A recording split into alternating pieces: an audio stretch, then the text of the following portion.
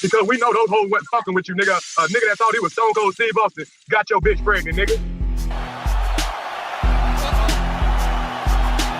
Wait, what? Hold on. A nigga that thought he was Stone Cold Steve Austin got your bitch pregnant, nigga. Not Steve Austin himself, just a nigga trying to be Steve Austin. You ain't Stone Cold. How do you, as Kwame fucking Brown, the #1 draft pick, because obviously you was gonna be the #1 draft pick all through your fucking senior year, how do you lose your hoe to a nigga who wanna be Steve Austin?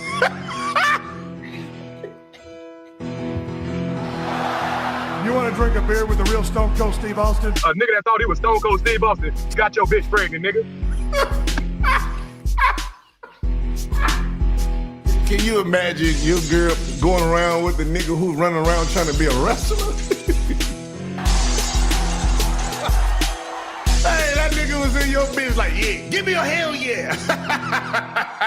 Hey, can you imagine this nigga hitting your girl?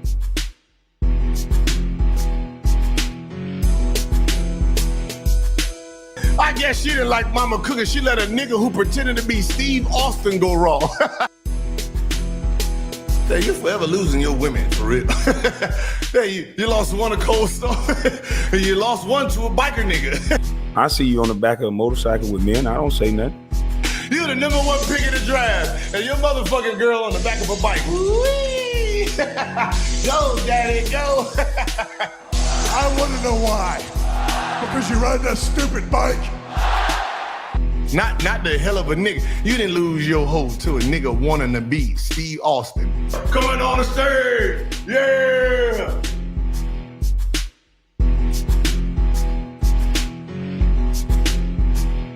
He got her pregnant too. Hitting the ass with all kind of wrestling moves. A nigga that thought he was Stone Cold Steve Austin got your bitch pregnant, nigga. I'm about to open up again and whoop ass to this pussy.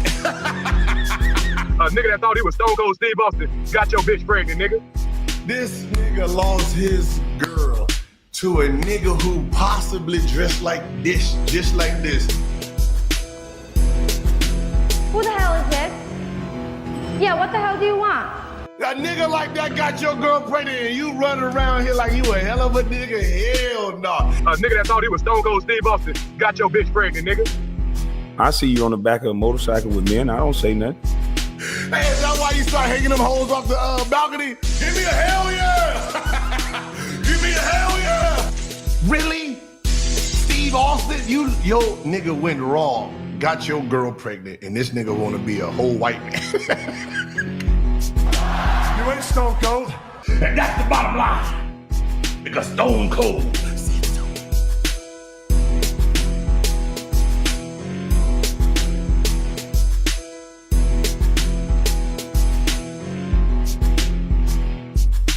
A nigga that thought he was Stone Cold Steve Austin got your bitch pregnant, nigga.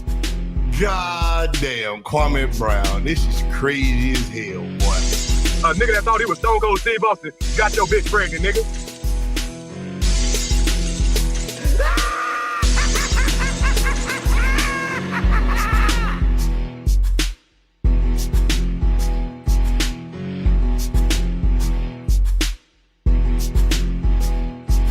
A nigga that thought he was Stone Cold Steve Austin got your bitch pregnant, nigga. Motherfucker lost his girl to Steve Cold Stone Austin, the replica. Now keep in mind that I'm a That boy lost his girl to a nigga that thought he was Stone Cold Steve Austin.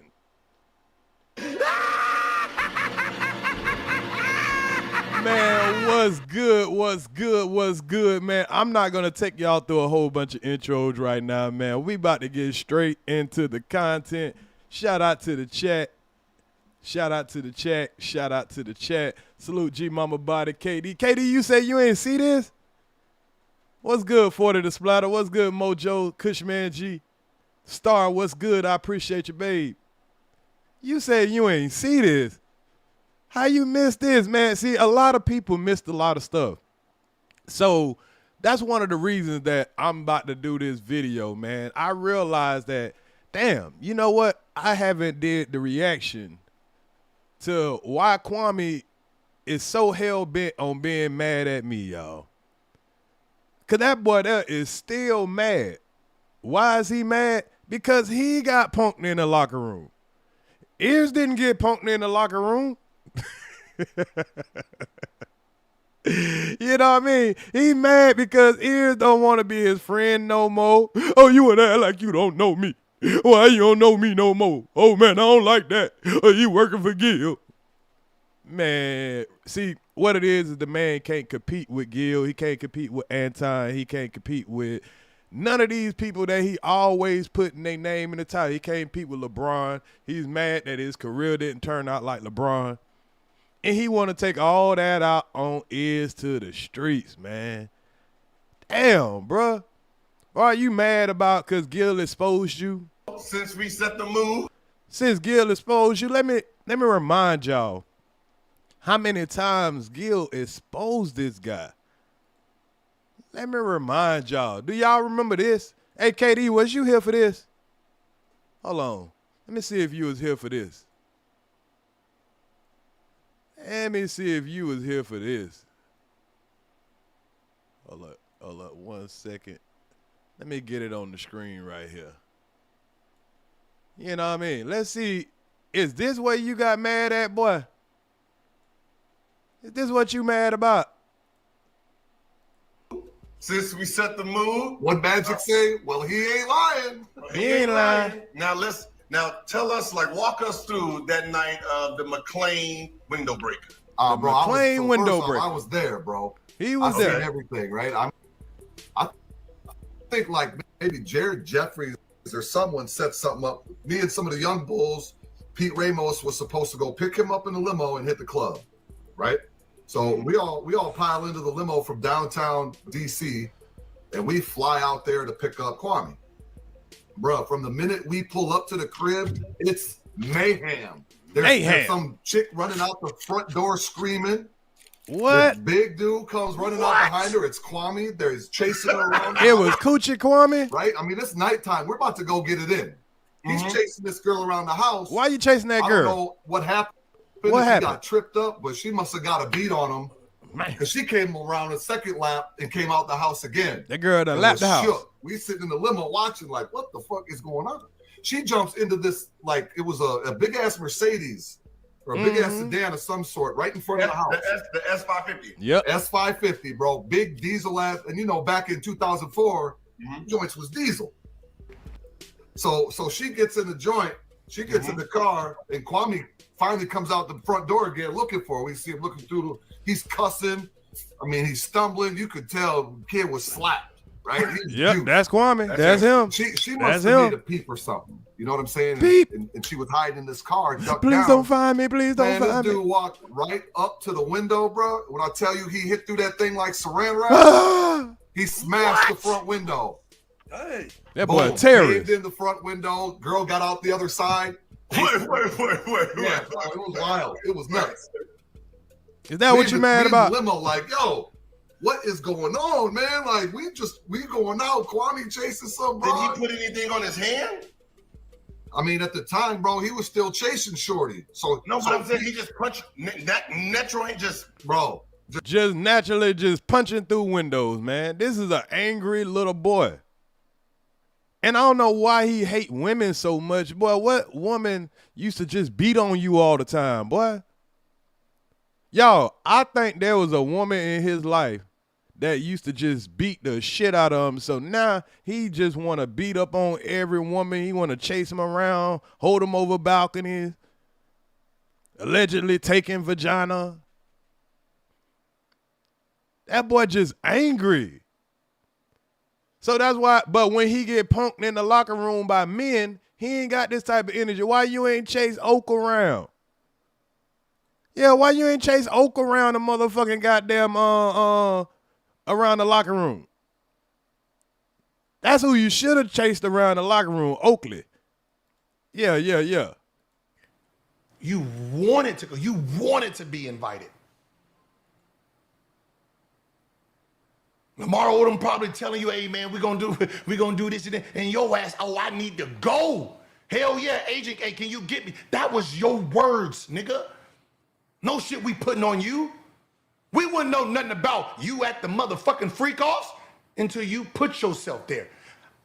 You tried to do this, though. Yeah, so we all went in there, but I was the only person to leave, though. We supposed to believe you? Why the fuck are you there? Huh? You went there for the what? The chicken wings, nigga? Why you at the freak-offs? You Lou Will at the chicken wing party, huh? You didn't go there for the strippers, huh? You went there for the wings, huh? Is that what you want us to believe? What you was doing at the freak-offs, boy? Huh? The nasty place. What you were doing there, boy? All white girls. You went to the nasty place with all white girls. You was on the Epstein Island, boy? Off. Because what? You wanted a motherfucking autograph?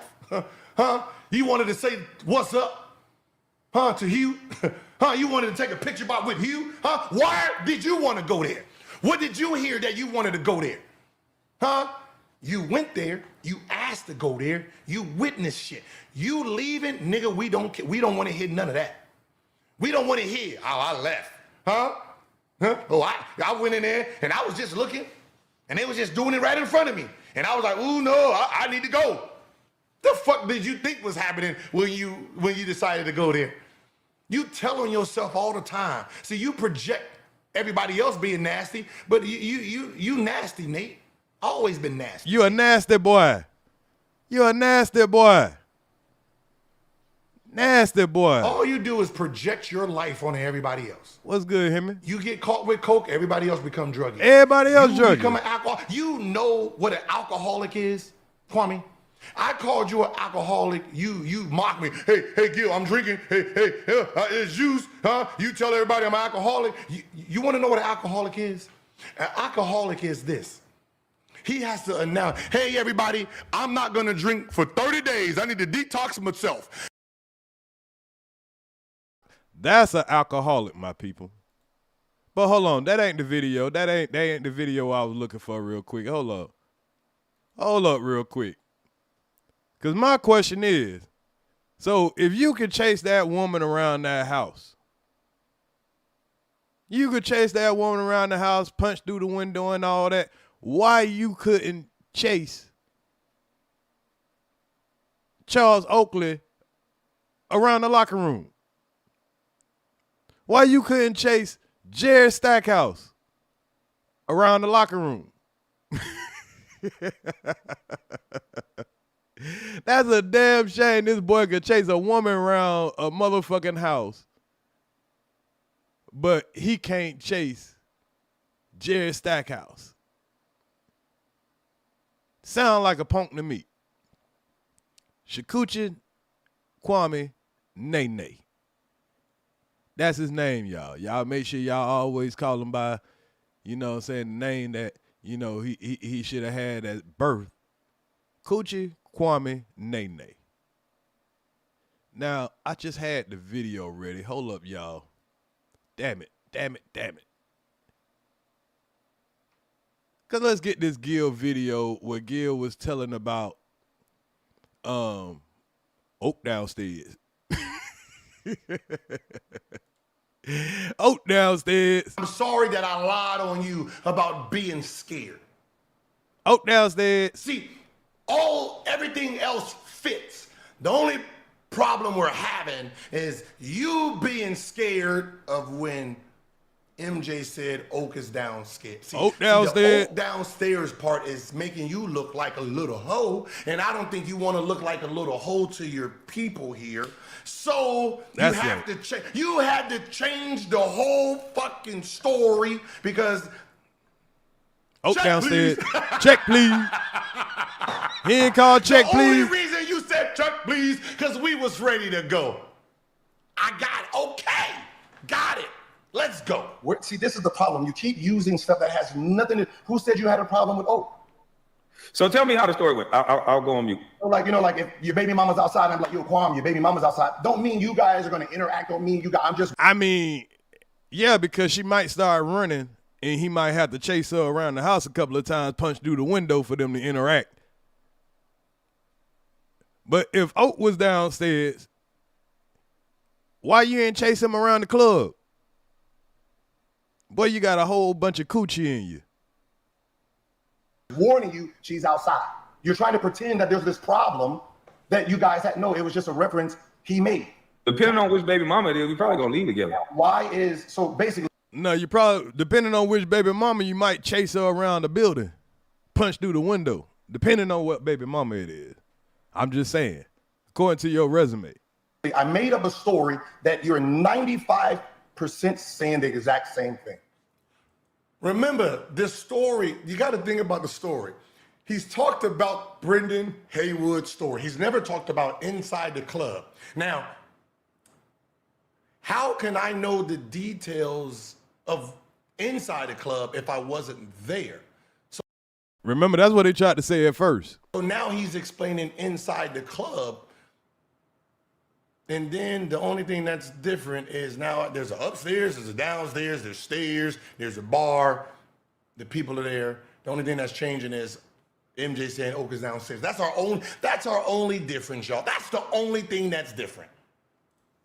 No, what I'm saying is it sounds like you're piggybacking off of a story that I already told on YouTube. If you want me to go find it, and he'll never go find it. He never go get these videos he claim he gonna go get. Told the story on YouTube already with Brendan Haywood. Yeah. I said Brendan Haywood ran out of the club. You even said it. You said I forgot this first part, and there was no first part. Why would I have a reason to be mad at MJ? He paid me. My 5th year, he paid me was great. So there's no reason he's mad at MJ. So all this crying about how MJ treated him, he was lying about it then. Because he said he wouldn't have no problem with MJ because MJ paid him. What the fuck does that mean? So you're telling us for the last 3 years, we had to hear you moan and groan about how they treated you as a rookie, and you was lying? You're willing to throw all that MJ crybaby, he did this to me, Doug Collins. You would rather throw all that away for a 10-second verbal in a club. And that's what he does. This boy has learned the art of just lying his ass off. Now let me show y'all how bad this boy used to want me around. Now, this is a video that a lot of y'all haven't seen in a while. Y'all, this is a video with Kwame, me, and the guy Chucky Atkins. Now, I want y'all to look at the screen right now. I just fast forwarded a little bit or whatever. Kwame starts the live.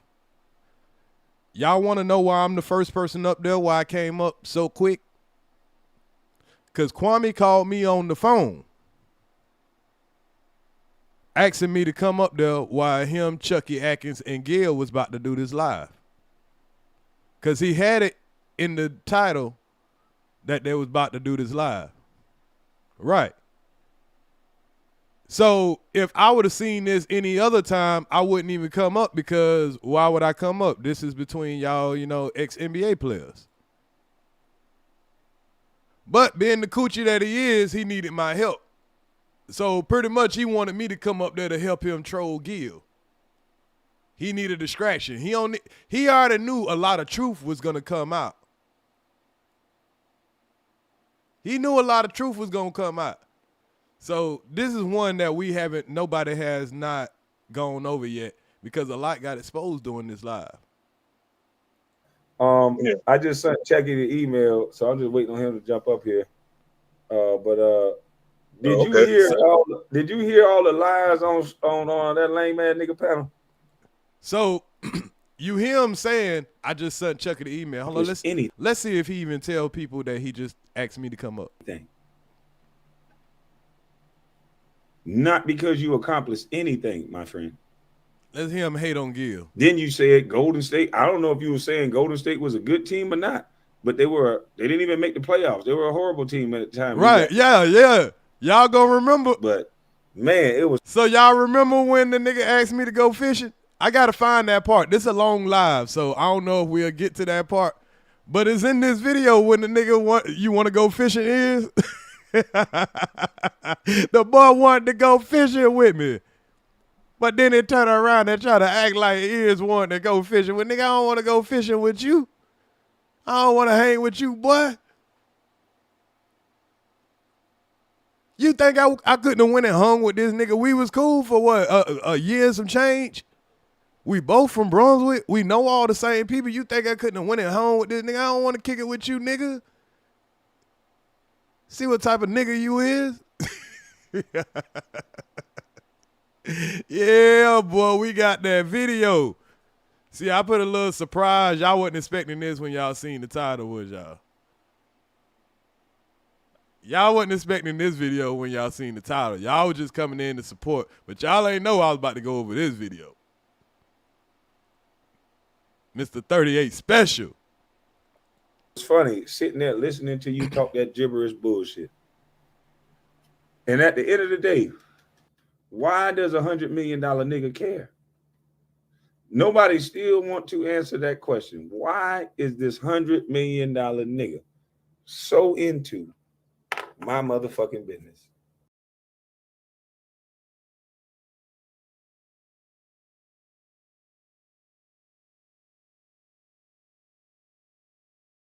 Oh, my bad. Now, look at, why is he into the $100 million nigga now, though? Look at his channel now, y'all. All he do is worry about what that $100 million nigga doing.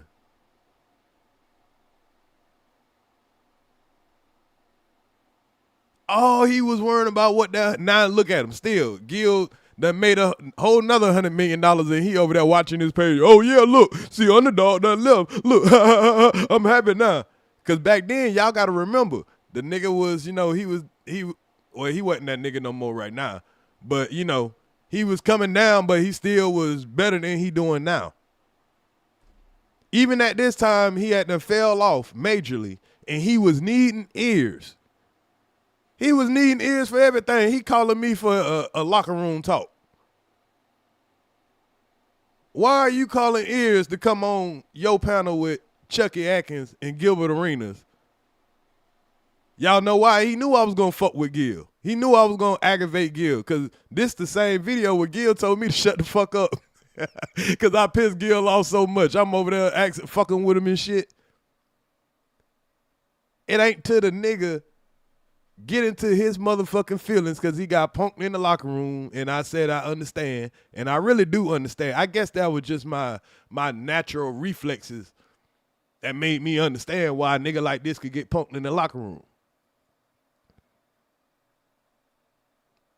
You know what I mean? So I let it slip out, I guess. I should have, you know, catered to his ego. Because that's what this is all about. Nigga mad because I understood when Gilbert Arenas told him he got punked in the locker room. Ever since then, the boy just, he hate me more than anybody, man. It ain't no peace. Ain't no get over it. EARZ could go away for 3 months. That boy still mad because I understood how he could get punked in the locker room. Making him look like he's some punk. Yeah, I'm about to remind y'all of some shit, y'all. I already done showed y'all the video where he came on my panel and the nigga started crying like a coochie. EARZ, you ain't muting him like you muting me. EARZ, please help me, EARZ, help me, EARZ. The boy wanted some help. Cause EARZ a bad motherfucker now. Y'all know I troll with the best of them now. I don't just go fucking with folks for no reason, but if I'm fucking with you, you know I'm gonna fuck with you. I'm gonna troll the hell out you. You know what I mean? And a lot of time people be trying to get me like, man, go on EARZ with that fuck shit. Cause shit, Gil ain't want me fucking with him like that, but he was a good sport. But I had him fucked up on this one.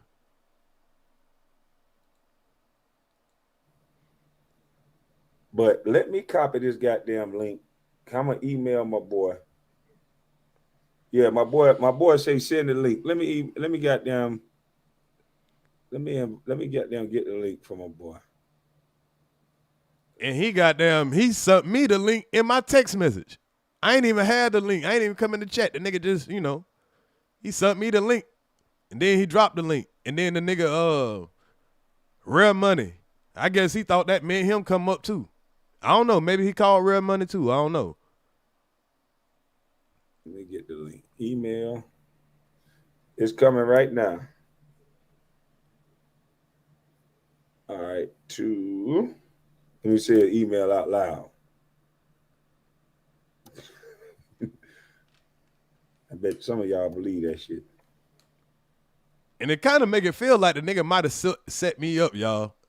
He told me to come up there, so when I come up there all fast, it make it look like I'm the first nigga up on this panel and shit. You know what I'm saying? Like I just want to be up on this panel and shit. People don't even know that the nigga told me to come up.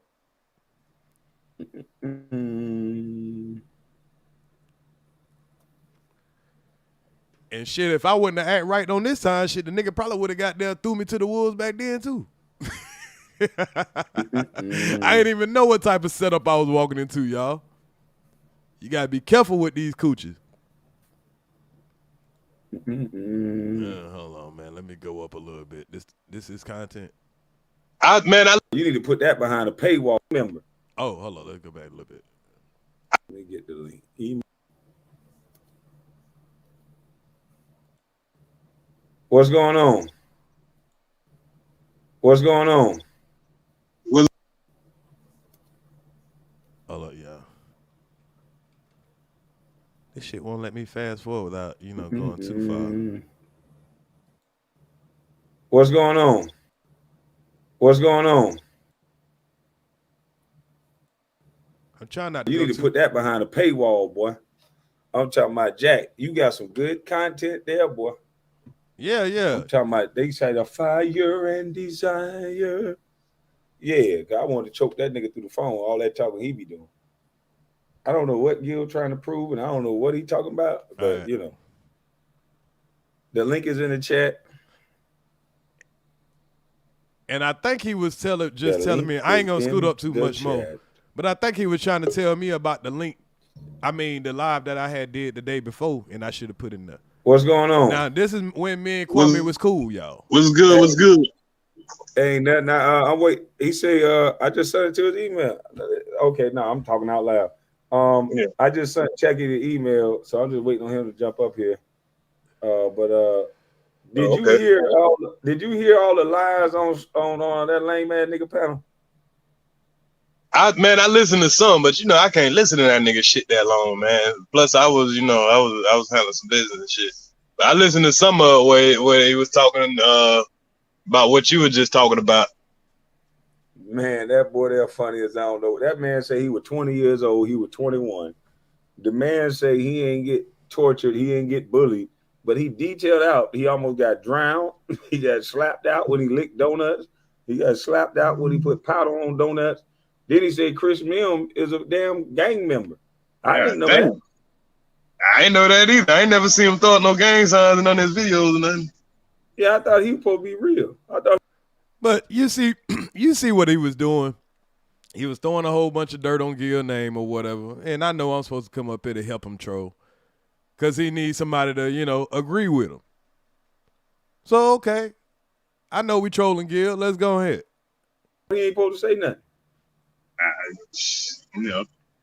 But I remember him saying he used to get beat up a lot when he doing the lead or whatever. Like, he ain't care. And I can respect that, though. See, Kwame was scared to go ahead and get his ass whooping. He would rather just punk out. They ain't throw Gil off the team. He wasn't the highest paid person when he was in Golden State. Shit. Niggas say he licking niggas donuts and shit because they over there trying to bully him and shit. That ain't a bad get back. Don't be fucking with me all type of way. I get it. He was a victim, man. He was a certified victim. He said he used to get beat up a lot. You're like, man, I don't care. That's why I used to get beat up a lot. Because, I'm a jokester. I was like, yeah, damn, my nigga. The nigga said Luke Walton was the guy in front of me, and Luke Walton was a goddamn small forward. I mean, I wasn't in the locker room, bro. Why are you talking to me about some locker room talk? I thought he was a power forward. Luke Walton was a small forward. You can look it up. He played small forward and power forward sometimes, but he was a small forward. He definitely was, because I watched him in college. I played center for the Los Angeles Lakers. That was Chris It Mims. was you and Chris Mims that was the center at the time. I remember that. Exactly. Chris Mims went down, and I went in the starting lineup. Right. I remember that. So, which I do. You know what I'm saying? If he right, he right. He don't. But this is what Kwame do. He'll say a bunch of things that, you know, are true. Then he starts slipping into bullshit. He keep talking about facts and having his timeline right and everything else. So he just made 2-3 errors just then. And then you was hurt at the time. That's really why he was starting, ain't it? Exactly. I was hurt almost the whole season. I was taking Henderson throughout the entire season. Henderson is an anti-inflammatory that's so goddamn strong you can keep tearing your muscles. Another nigga just crying and making excuses. He the only nigga that had to take the, you know, the medicine. Only nigga got all the excuses. And don't even know it. But at the end of the season, I had to have 2 surgeries. I had surgery on my shoulder and surgery on my ankle. But right.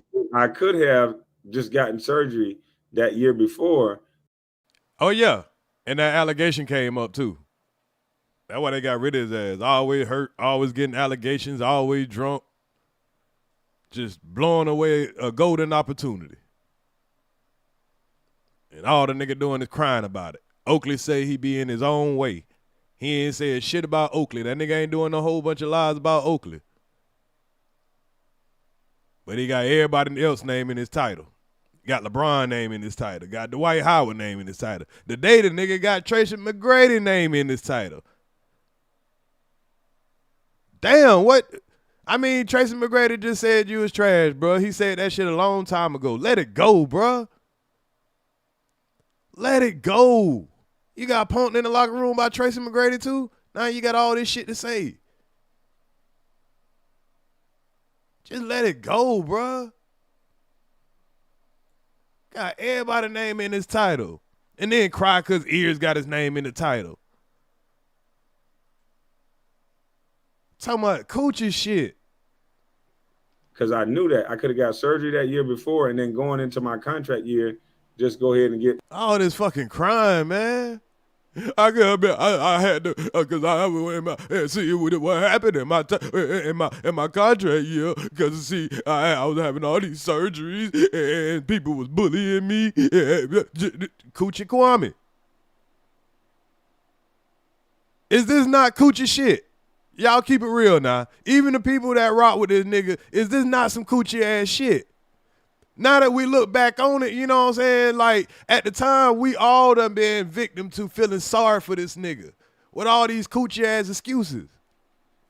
All this coochie ass wanting some pity and shit. Niggas tired of that shit, man. Niggas tired of that goddamn, man, how people ain't tired of this coochie ass shit? Nigga got an excuse for everything. Everybody always a victim. He don't do shit. Myself healthy and then play. I kept playing because Kobe asked me to play. And the timeline, everything I'm saying, it fit perfectly. We went to the playoffs. Yeah, I remember because I used to remember vividly. I was like, when you would get in the game, and it's like you wouldn't shoot because I was like, damn, there's something wrong with this nigga, man, because you were just setting picks. You get that ball, you toss that bitch back out. I said, there's something wrong with him. I said, raise my arm up. I used to have to get injections in my shoulder to even raise my arm up. And so that's the thing that Mitch Kupchak would never say. But all the reports and everything right there, I gave the doctor's name who did my shoulder surgery. It's the same doctor that did Kobe's, Dr. Elatrad. So everything I'm saying is you can look up. Fuck what a bitch ass NBA player that's jealous talking about. Talking, you can look up Indiana. Dr. Porter out of Indiana is the #1. He was like one of the top foot surgeons at the time. So he did my reconstructive ankle surgery. So everything I'm saying is right there. So I don't know what this nigga talking about. Man, you know niggas just gonna talk. Yeah, like you know what I'm saying? But you gotta listen to this nigga sob story every fucking time. What's good, Kello? So Kello, let me tell you what you're looking at right here, right? See, this was a day Before the fallout. This is before Kwame started all the backup beef channels and all that. I think at the time, I'm just starting the WABBIT trial shit. Or I think, matter of fact, I think this before the WABBIT trial shit, to be honest. This when everybody liked me. This when I ain't had no ops, y'all. Nigga, everybody agreed with me.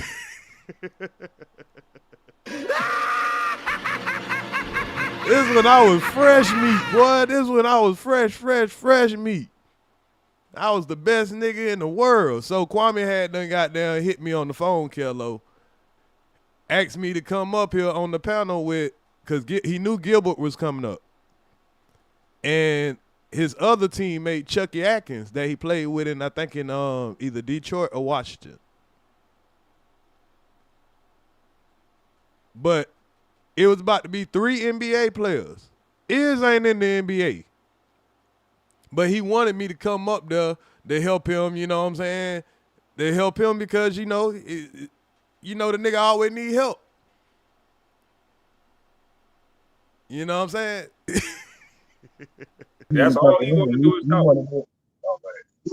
Listen, he talking about, oh, they offered him $60 million. How does he know as a player what somebody offered me? Man, that nigga was checking on everything about you, bro. Man, that nigga don't. Man, they didn't offer me no $60 million. My agent wouldn't even entertain $60 million. Why would he entertain $60 million if at that time, you can look it up, it was like 7 and 5, which is over 5 and 5. So why would I get the same money as the number 2 draft pick since I was corrected by Gilbert? Why would I get the same money as him if my point scale and my rebounds is more than him? I don't know, but you know he gonna say anything to try to downplay what really was going on. He keep wanting to throw out to the public the number 1 draft pick. I'm talking about the responsibility of an agent, who act as my lawyer. Ain't nobody gonna get less when somebody else got that type of money on 5 and 5. It don't make sense. Damn, the number 1 draft pick aside, I'm not gonna get less than the number 2 draft pick or the same. It's that or above. So it don't make no sense. And the whole narrative that he talking about, I cried for 20 years. What video he can show me talking about that? Nobody even know you could talk till you went viral. Hey man, what the baby gonna do? Shit, if you got these 7-foot niggas doing all this crime, what the fuck the baby get to do? I ain't lying. So everything he's saying, it just don't make sense. So why is he going out of his way, in your opinion? This is out of $100 million player's way. Why is he going out of his way? See, he needed me up here to co-sign what he said. Now he want, why is he going out of his way to do all that? So all right, man. All right, you want me to help you troll Gil? All right. Let me think of something to help you troll Gil, my nigga. You needed me to give you some alley-oops and shit. The nigga called me to give him some alley-oops. To keep fucking with me. Well, when I asked him earlier why he going out his way, he just like, man, because I think he said, well, he just like fucking with you. Or he claimed that you be fucking with him. But I'm like, you came around fucking with him. Like, he tried to act like you went viral because of him. I'm like, yeah, because you were talking about him, nigga. You ain't know that man was going to snap. You thought that man was going to shut up and do like he been doing. Exactly. He thought he had a sweet lick of free talk about like he normally did. And look at what Jack and them said. Man, I talk about everybody talk about him. They all thought it was going to be the same thing like back in the day. And I just snapped. So I went viral off. He just snapped, y'all. Y'all keep talking about me, man. Y'all been talking about me. Y'all been bullying me through the league. Keep punking me in the locker room. Trying me like I'm some punk. I'ma just snap on YouTube on EARZ.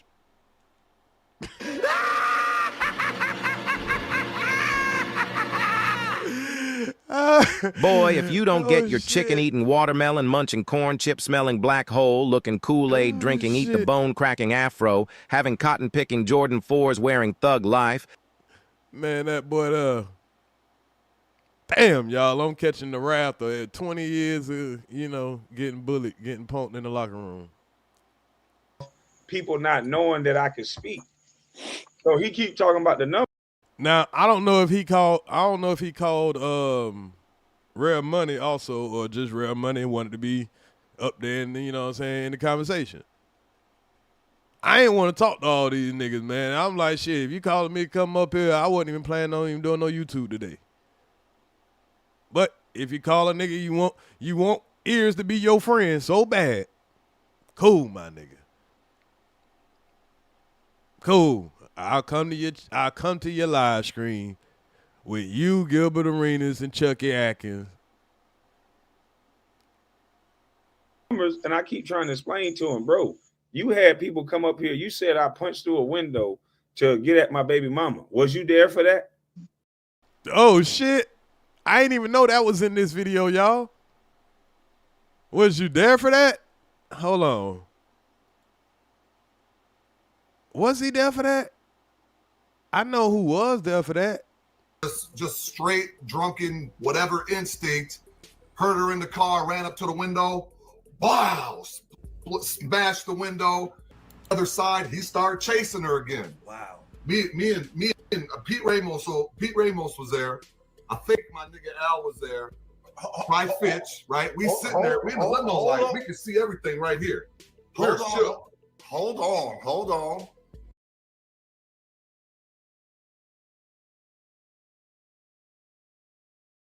Yeah, somebody happened to be there for that. I ain't lying.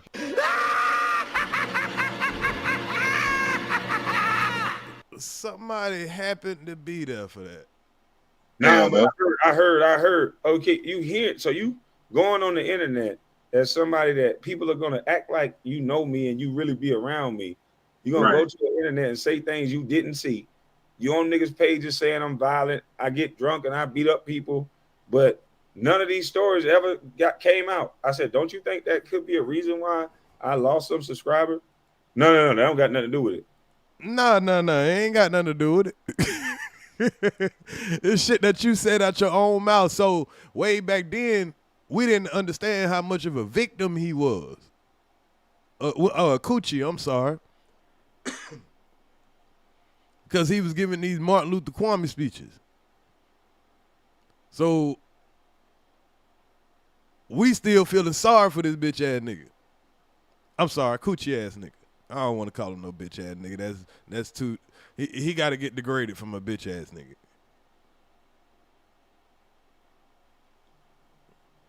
Even bitch ass nigga don't do this much. Yeah, that dude that love to throw out these narratives. I don't know why he's so hell bent on trying to make you look different. Like, goddamn, I came up off my own, sweating tears. So how's you just trying to jump the line and trying to discourage me just so you can look better? I told you who this guy was from the beginning. Shit, he's showing it more and more. The more and more he talk, the more and more you can see it. I'm trying to tell you. I said, this is the reason why I didn't want nothing to do with this nigga, because he the type of nigga that don't have no mind. He gonna go so far where he'll make you do something to him. He gonna cry uncle as soon as you. And see, even back then, he was doing all that threatening. You do something to him, you're going to go to jail and all that. Then when Gil brought that shit to his front door, that nigga was beating his feet, breaking ankles and shit, trying to get the fuck up out of there. I ain't lying. And he know it. When Matt Barnes wanted to smoke, say pull up, let's do it before the show, after the show, during the show. He was talking tough before that. Next thing you know, man, I ain't going nowhere because if it go left, then this and that. Well, shit, shut the fuck up. That shit, I get it though. Do something to it, he go cry uncle. So it's like, I'm at an age now, he don't know me. He's trying to judge me off a guy he been around for 2 years that I only hung out with him once or twice. And everybody in D.C. that know him know the timeline. When he first got to D.C. in 2003, that had nothing to do with 2007.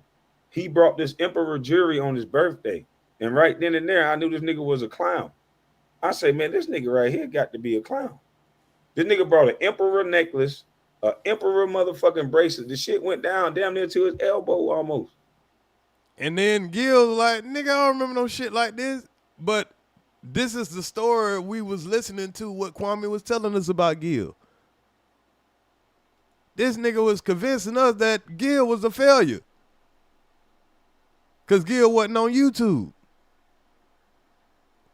Like, he just done fumbled everything. He just been a dummy his whole life. That's what he was trying to convince everybody. This big gaudy, stupid ass shit. Like, look at me. He wants to be a star so bad that he'll pay for it. He'll do anything for it. And that's why I know he in that group. Any NBA player that's acting like this, he in that group. Say them niggas caught him by the bathroom, was filling him up like a stripper, huh? Man, that nigga know what I'm talking about, man. He try to, everything he do is he try to listen to you and he change what you saying. He'll try to change it. I heard Wack saying, the dude said, I slapped you on the stairs. He kept saying the garage. We're using the garage. He do that type of shit. So he's well aware of that strategy of liars. And yes, he want to call out Wack and, you know, call out that situation, because I remember that situation. But ain't that the same thing he did with the Dewani situation? I said, you held a woman over a balcony. He say, nigga, I ain't throw no woman over a balcony. Then every time he tell the story to people, he'll say, this nigga said I threw a woman over the balcony. They like, well, she'll be dead, ain't it? Exactly, that's what I'm saying. He won't say what I said, but he'll, you know what I'm saying, switch one word. Where if you agree once he say that one word, then he changes the whole narrative to where he changed that one word and say, you said that, I said I did this.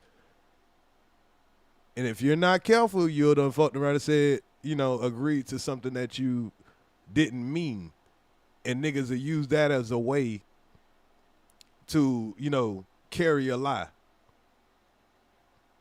Yeah, the WABBIT did the same shit. I respect it. It's fair game. It's the art of war. But Kwame is showing that he recognized this a long time ago. And that's, I gave y'all a good example about the thrown over the balcony and the held over the balcony. This is a strategy he uses. It's not just him. Trust me, you see a lot of these coochies in real life. This nigga is a small part of a big circle of these motherfuckers. So, you know, we studying behavior. Yeah. Yeah, because when I mentioned that he had already admitted that he was sabotaging your career, then he was like, nah, I said I might have. I'm like, so if you said you might have R-worded somebody, you telling me that somebody won't look at you sideways? Like, you're pretty much saying that you did it. You can't just say you might have did it. Yeah, nigga, you acknowledging that you did it, and you just don't want to say flat out right, but you're acknowledging that you did it. And you even acknowledged it when you was on All the Smoke podcast, when you came and you said, nigga, this is my team. I get paid the most money. Nigga nobody ain't getting the ball. So like, you acknowledge what. And back then, being with the influence of what this nigga was saying, now I can understand more what Gil was saying, because he was saying this was before Gil came on my platform. So on my platform, he kind of cleared that up and was like, well, I was thinking that back then, not now. You know, now that I look back on it, you know what I'm saying? So you got to be able to understand that. But back then, you know, I'm using it as ammo, anything to fuck with him. Nothing harsh. Just trolling. You was doing, bro. Now you want to get up here and try to act like you didn't do it. But what he doing is trying to gas me up. He telling me to come on the panel to help him out, all this shit, just to gas me up to help him when Gil come up here. And I don't know if he did that with Real Money too, but I guess he wanted a whole bunch of niggas to be up there when Gil came up there to help him out.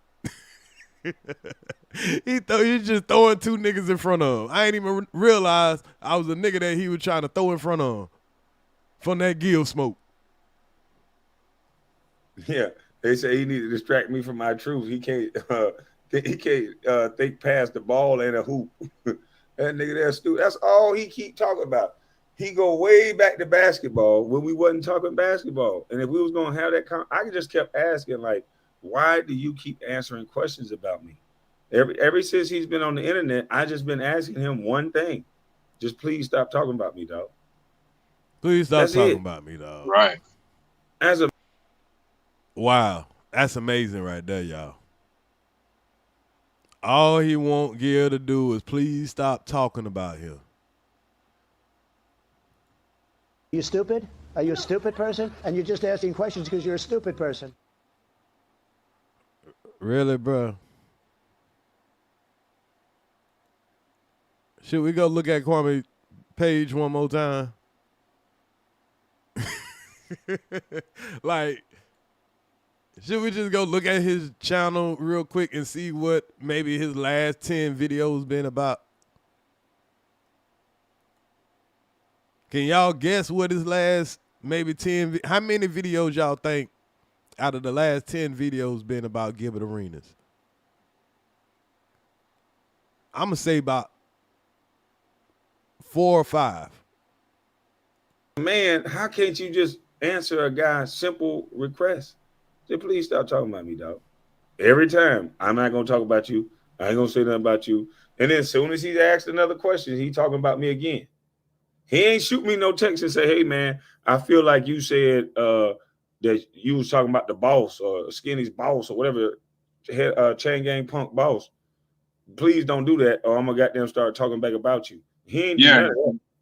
Yeah, that would have been, you know, more manly. Like, just call you like, hey man, I hear you talking about me in a subliminal way, bro. You say you want this shit to be over, you know what I'm saying? Cut that shit out. You know, that could have been easily resolved, but he needed an excuse. But that didn't even happen. And he's so full of shit. Like, he was trying to bait me with the Vlad TV interviews. If you notice, right after the handshake, all those interviews came out. Right. I didn't. And he was trying to claim that it was done. And he was trying to claim that it was done before the that it was done before the handshake. And that man just coincidentally put it out. You know what I'm saying? And it ain't had nothing to do with him. Man, come on, please, man. You must think we slow. Man, listen, I'm trying to tell you, man. This boy ain't really got nothing going on, man. Salute, y'all. What's up, bro? What to do? He ain't got nothing going on, but now look what's going on. Ain't that amazing? Man, salute, man. I just want to jump up here, man, and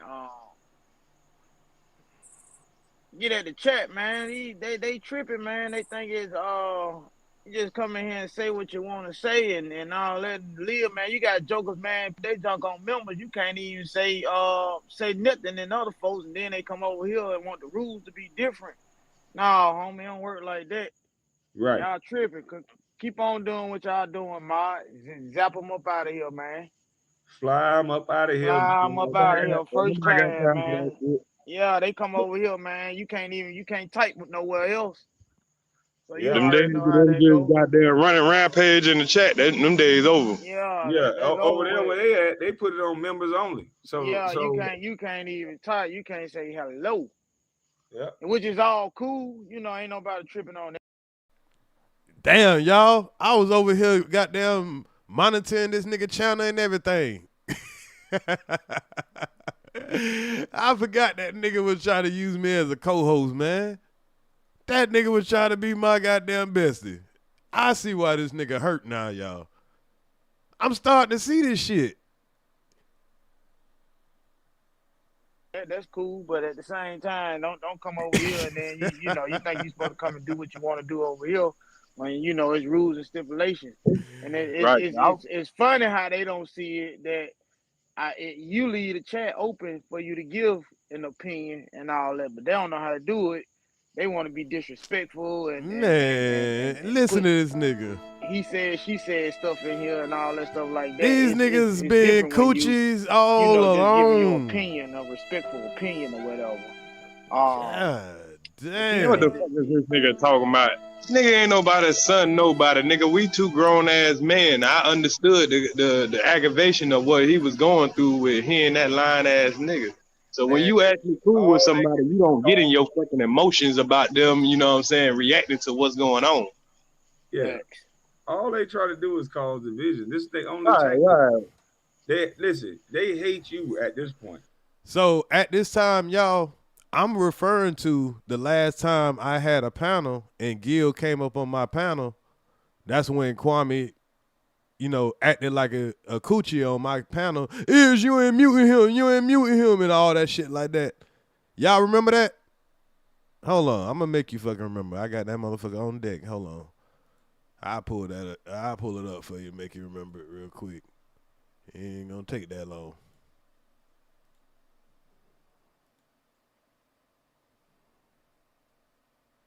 It shouldn't anyway.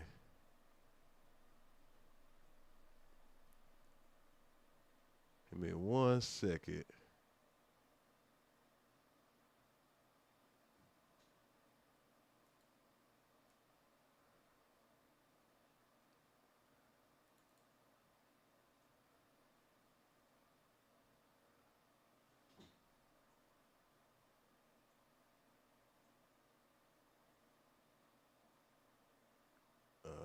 Was it this one?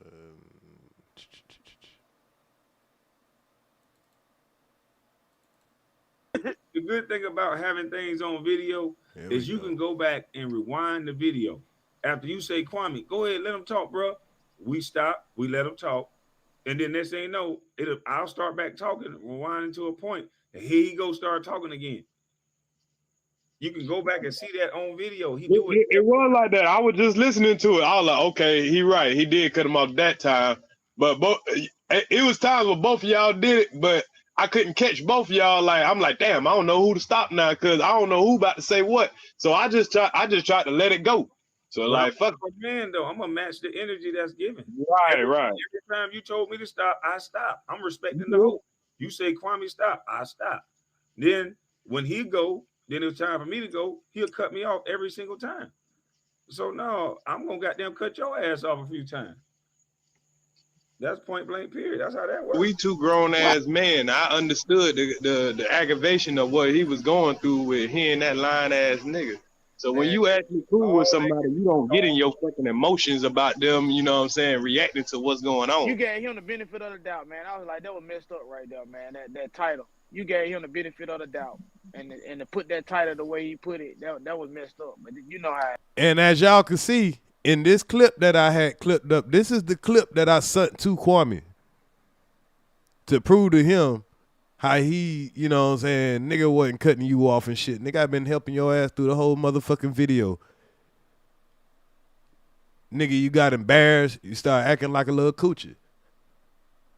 So the part that we at, I know y'all just like, oh shit, hold on, we looking at the same thing? Nah. This is what I sent to Kwame, you know what I'm saying, on the back end. Pause. I ain't have to come on YouTube and try to flex and all that, do all that extra shit. It is what it is. Right. Yeah, KB your partner, and I understand that. But that was one of the best ran panels I ain't seen in a long time as far as you trying to be right, you know what I'm saying, be fair, hear all sides out and all that. I was listening to it today. I was like, oh, yeah. Okay, yeah, because I'm even having to tell my homeboy, like, hey, cool, you know what I'm saying? For a minute. Slide up a little bit. For me, a naughty. Oh, man. This is a later article. Let him finish, Gil. We're going to let you go. Go ahead. It's on the internet. Every time I know, I'm looking too. Somebody else's panel, they allow him to just. You see y'all? You see right there? You can come back with what you got to say. Y'all see right there? So that's one spot that I had missed last time. But this, like I say, this is the clip that I sent Kwame. I let him hear that part where he, you know, that was the next day, which is this day that we're listening right here, where he done called me up there to help him with Chucky Atkins. But the live before that, Gil comes on my panel. Kwame wasn't even supposed to come up there. I was just supposed to be talking to Gil with Sister T and Queen Regina. He comes up there and start a whole argument about some dumb shit he want to argue about. then try to get in his feelings and flip on me, and I'm still like, hey man, relax, bro. The fuck, I ain't understanding the kind of coochie ass nigga this nigga is at this point. I'm just trying to be helpful because the nigga always, I guess I didn't know that the nigga was gonna come up on the panel, but I ain't gonna tell him he can't. But let a nigga do their content. But you know, coochie niggas gonna do what coochie niggas do. Say, I wish Gil. I was close to this nigga right now, cause he wouldn't be talking over me like this. Like every Go ahead, time Kwame. I'm trying to talk, this nigga keep talking. That's irritating to stop me. crying, little girl. Oh, I'll be crying, all right. And you already know. That's why you keep being like a little bitch. Just You go talking finish too your much. point. But Finish anyway, up. but like I was saying, EARZ, the nigga always have a comment about me, and then he want to say, "Oh, well, you were talking about me," just like he's doing now. Stop commenting on a grown ass man. This nigga, the only thing I said in that article is like, Gilbert, this bitch ass nigga didn't help me. This nigga is the one that fucked up my contract because he was trying to suck that little white boy off, Dan Fagan. So that's all you said, and you expect this man not to say nothing about you from now on? Like, do you hear how crazy this sound now? That's crazy. Who end up fucking him in the end of the day. So this nigga know what I'm talking about. And Arn tell him already got the flight receipts because he made a, listen, this is the thing that Gilbert don't know. When Dan Fagan was flying to Utah and doing all these little games, the same agent that Russell Westbrook got was a part of Arn Tellum's group. And they filed a grievance against his agent because he was following me around. So Gilbert can play stupid all he motherfucking want to. He can play stupid all he want, but Dan Fagan didn't cover his tracks, dumbass boy. What that got to do with me? Dan Fagan that same year, idiot. What that got to do with me? Okay. Yeah, because that was your agent, bitch ass nigga, and you went straight to the coach and said, Kwame in my way. And I got benched right after you said that, whole boy. Cap. That's a lie. All right. I ain't gonna lie, Gil. You did admit that though, Gil. Gil, you did admit that though on one of the panels. Why you want? He know he did that. You did admit that though. He admitted. Talking about, I might have said that. I might have told him. Yeah, you admitted that, Gil. You admitted that, Gil. No, I said I might have. We're talking about 2004. If you might have, you know you did it. Cause if you didn't do it, his agent, listen. His agent telling me. Like listen, here. His agent telling me, hey Kwame, sign with me. I'll get you $68 million. My agent telling me, man, Tyson Chandler just got $60 million on 5 and 5 from Chicago Bulls. Nigga, you was the #1 draft pick. 10 and Shut 7. up. Don't get in no trouble. We gonna get you 80 at the end of the season. Because that's how this shit works. It's a numbers game. You don't gotta hate on nobody. And then we found out that all that was a lie because Gil ended up exposing him. Gil ended up going to pulling up all the paperwork showing all the numbers. Nigga, you did not have those numbers. That's for another live, though. Business partner outside of the NBA. They own stores together in D.C. They own a chain of stores together across America. So Mitch Kupchak, when I first came there, he treated me like some shit that he knew me. So I'm telling them, like, motherfucker, you don't know me. Why you treat me like that? But I was supposed to go to New Jersey with for Kenyon Martin with Jason Kidd. But they never wanted me with a pass first point guard because they saw what happened when Brevin Knight came. Gilbert Arenas was injured when Brevin Knight came. And then when Gilbert Arenas saw what me and Brevin Knight was doing, Gilbert Arenas came back before his injury was even healed up. That's why he probably got all these lingering problems and can't walk. Because he don't like nobody to get no shine other than him. But go look up the business partners. Oh, my God. Talking about the... Damn. All this nigga do is cry. He got an excuse for every fucking thing. And you will see how deep this river run with them fucking with a bus. EARZ, brother, I don't know what none of that fucking shit is. I can tell you this, though. Yes, he was traded in July 2005. This article was done October 3rd, They 2005. traded me to his business partner. Why they ain't trade me to the New Jersey Nets with Jason Kidd?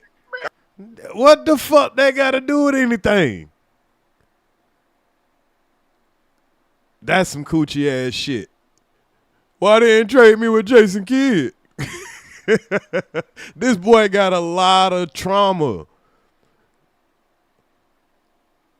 You need to go get you some motherfucking help, bro. I'm for real at this point.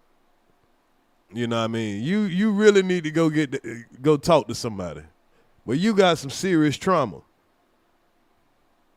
And I see why you come to YouTube. You know, people, pacify you. I get it. I was dunked all over your goddamn face. What do I got shit to do with me? They traded me to business partners like cattle. That's why I don't hang around no niggas. Hey, brother, I can't answer. So that's why he don't hang around no nigga, because the white man traded him like cattle. He was one of the big healthy cows. Hey, man, here, I got a nigger over here for you. He's big, tall, 7-foot nigger. He's dumb as a box of rocks, but he's strong as an ox.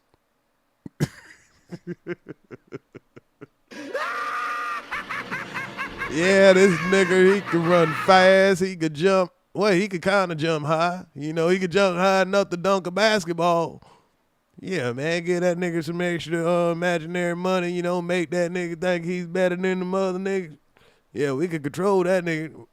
Then when he's done playing basketball, we can have him go push all our narratives, make all the other little niggas stand in place. The niggas that like to try to be woke. Yeah, we'll use the big nigga to make sure that all the other smaller niggas that are scared, they'll stay in line. They'll listen to him. So you notice when he went viral and he had one message, and then when them folks got a hold on and remind him what it is that he owed, and now he push another message. All right. I don't hang around these motherfuckers. Ernie Grunfeld called his homeboy that they're in business with, and they traded me to the Lakers in the same situation with a nigga that act just like Kobe. I mean, just like MJ. Bless the late, great Kobe, but he acts just like MJ. Watch MJ's playbook. But you see how fast he had to clean that up? But he know who he can't talk about. They sent me from another nigga that was just like MJ. Bless the late great Kobe, but yeah. Well, he played just like him, not like he just bullied me the same way. They traded me to that team when I wanted a pass first point guard and not a greedy bitch like Gilbert. That sounds like a personal problem. He's hurt because his master didn't let him go where he wanted to go, and the master sent him where he wanted to go. You know what I'm saying? And if he would have got traded with Jason Kidd, it would have been Lob City. He would have been in the record books, man. He'd have been like KG. You know what I mean? I was being a conspiracy theorist by thinking that, but I noticed that. Let Gilbert get something in. Go ahead. When LeBron want a player. Oh, Lord, hold on, man. Y'all see, I'm trying to get a fair conversation. Oh, man. But see, when LeBron wanted, all I want to do is play with Jason Kidd, but see, with LeBron, and I'm trying to it's two NBA players up here, bruh. Let me get the content since you came and interrupted the content. But see, the coochie in him, he wasn't trying to see EARZ win. That nigga was trying to sabotage EARZ from the beginning. Now that I look back at it, as long as I was useful, it's all good. But we seen him do that with a lot of people around here. If you useful, nigga try to, you get the boost. But if you might embarrass a motherfucker, oh, shh. But it is what it is.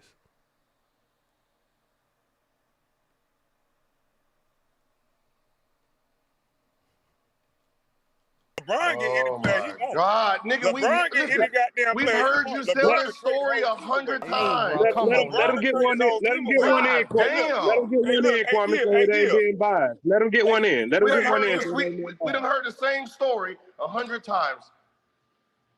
Go Now, ahead, EARZ. Gil. Go That's ahead. a You're a lie, smart bitch. man, This right? is a different story. They heard about Miss Cupcake. This is a different story. Oh, okay. I'm not gonna let you say that's the same story. That's a lie. Okay. Now Let they him can go I'm look just, up that get Miss in. Let him Cupcake. get. All right, I'm I'm just gonna let him looking. get I'm it, just but I'm looking not at gonna your. let him lie. I'm not I'm gonna just Yeah, let him lie. I got you, but just rebuke it. You know what I'm saying? Let's do it. You know, let's knock it back and forth. You know what I mean? 'Cause I don't want motherfucker to say he ain't get to get his word in. So let's They're gonna whether say it's that true or not. anyway. Anyway, ears. Huh? They gonna say They're stuff gonna say like that that. shit Hey, anyway. dog, Fuck these bitch ass niggas. They're but gonna say that y'all gotta anyway. let me be me. Y'all I gotta let me understand. hear I this, cause understand that, ears. I'm a And listen, listener. I'm not I'm a contesting. listener. I'm not contesting nothing you saying. Yeah, you is. You getting in your motherfucking feelings because see, I'm thinking from a content standpoint.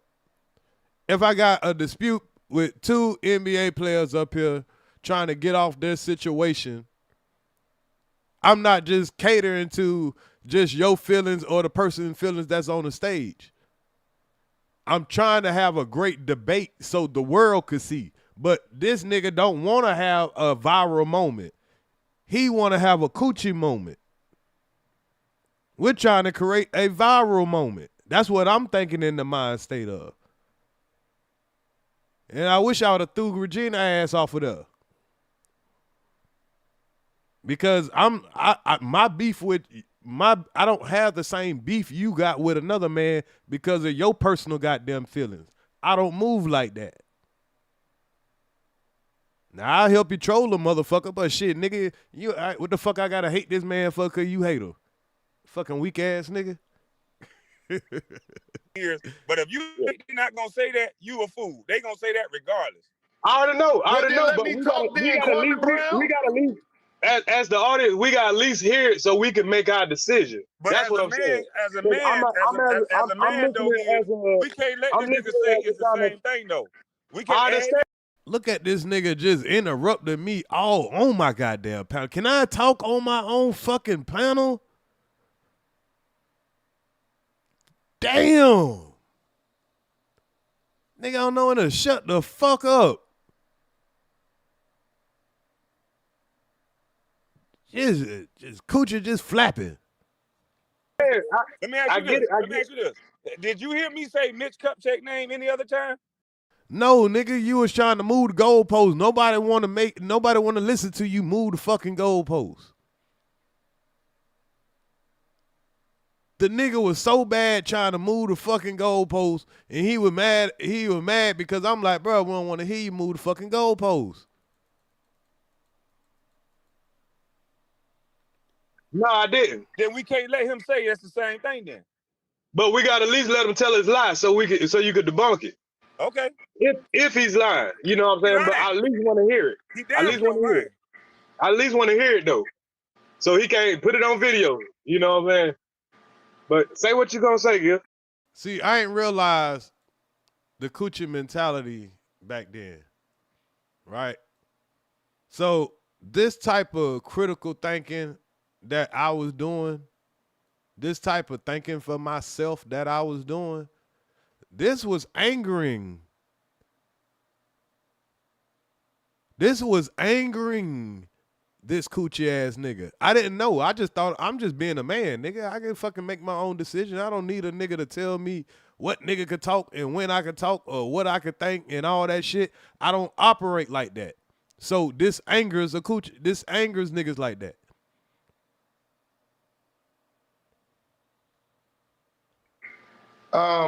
You remember that story he just told about what he told the team and the president of the Wizards and told the. Now, let's talk about it together now. Come on now. Be serious. So if I moved on for 3 months, but he wanted me to come back, how can you still use that logic? I understand you like Kwame. Fine. But can I not show the truth? Y'all always want me to move on when I show the evidence. Ain't that some crazy shit? And then when I don't speak on the motherfucker for a while, they still speak on me. But when I just show some evidence and it hurts your feelings, I know it hurts. I get it, but so why you asking me to move on, but they bothering me more than I'm bothering them?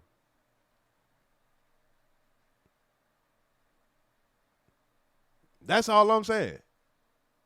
Do you say y'all need to move on from Biz? You need to move on for this person or that person? So it's like, why? Where's the why the selective outrage? Respectfully, that's all I'll be wondering. Like, why the selective outrage about certain people? This man don't mind smashing, going through my whole family. But if I show the evidence, something truthful, all of this is facts. All this is facts. The man, because we about to get back to the video where he asked me to come on his panel for Chucky Atkins. So I had Gilbert coming on my panel to have a conversation. And he came up here with all this shit, but we ain't even got to the part yet. Let's get to it. And I'm showing you why the nigga mad at me. He been mad before I even realized he was mad. All them people, fuck you and all that. Right? Right. You remember that, right? Right. Now, if you were signing him to a contract, EARZ, are you going to give him the $80 million he's asking for? At the time, I would have. If Tyson Chandler got it, yeah, I would have given it to him. Whoa. After he just said everything he said to you. Oh, you talking about that particular team? No. But I would have probably. Remember. Listen. I probably would have did the same thing they did. I would have did a deal with somebody I know just to punish him about it. There you go. And that's what they did. I went from. Hey. Okay, so who fault is that? Who fault is that? Is this what Kwame Brown? We doing a therapy session right now. We getting to the root of the problem. Kwame Brown did the most stupidest shit you can do in his contract year. Cost himself everything that he's crying about now. And that starts from in his family with, he had his family together. He decided to go make babies all over other places. Threw away his family. Now he crying about his relationship with his kids. Now he's, he's on YouTube giving all these pity stories about what his baby mama did to him, but won't take responsibility for what he did.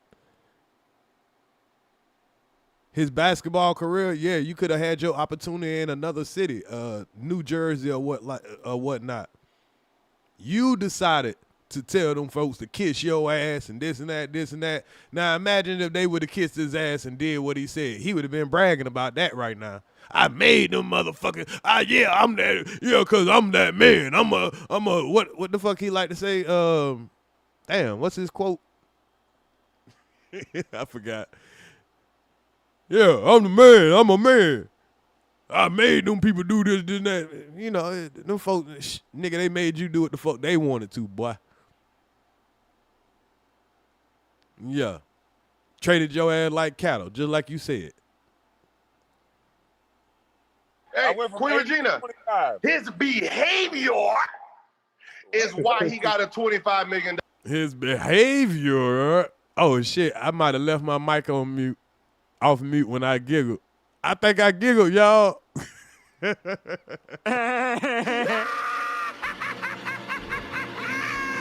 Oh, shit.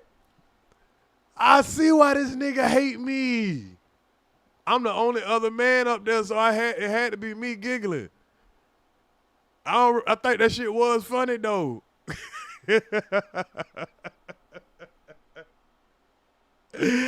Hey, man. Y'all see why this nigga mad at me? Y'all see why the nigga mad at me, right? It was his behavior. No, bitch, it was your behavior. It was your behavior. Hey, you heard Shakucha Kwame Nay. No, bitch, it was your behavior. Oh, no, you didn't. He's so embarrassed. Why you brought your stupid ass up here on my panel, boy? And I let him get embarrassed on my panel, y'all. See, it started before way before that other one. He was just trying to get the right time, but this boy was strategic. You are. All right, okay. But you did mention. I'm trying to help him though, y'all. I'm trying to help him. Damn. Trying to help him, y'all. Right now, he got down, he panicking right now. So here I am. I'm like, damn, I got to do something.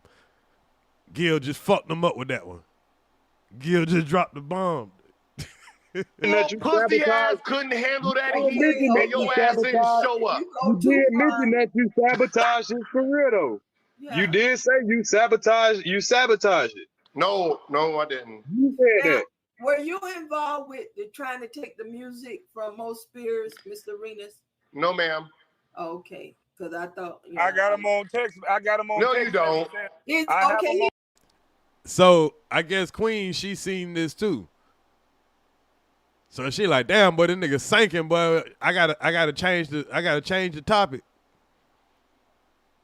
He's lying. I ain't talking while you talking though. I got him on text message saying otherwise. Because he would be trying to sabotage your YouTube. And I got him on text message sending it to Carcino. He knows exactly who KF is, and he knows he spelled the email backwards. He sent me the text about it. Did nobody initiate a text with him saying anything? But Gilbert Arenas on video. I think he's talking about that Christian Freer girl again. I don't know what was going on with her. EARZ.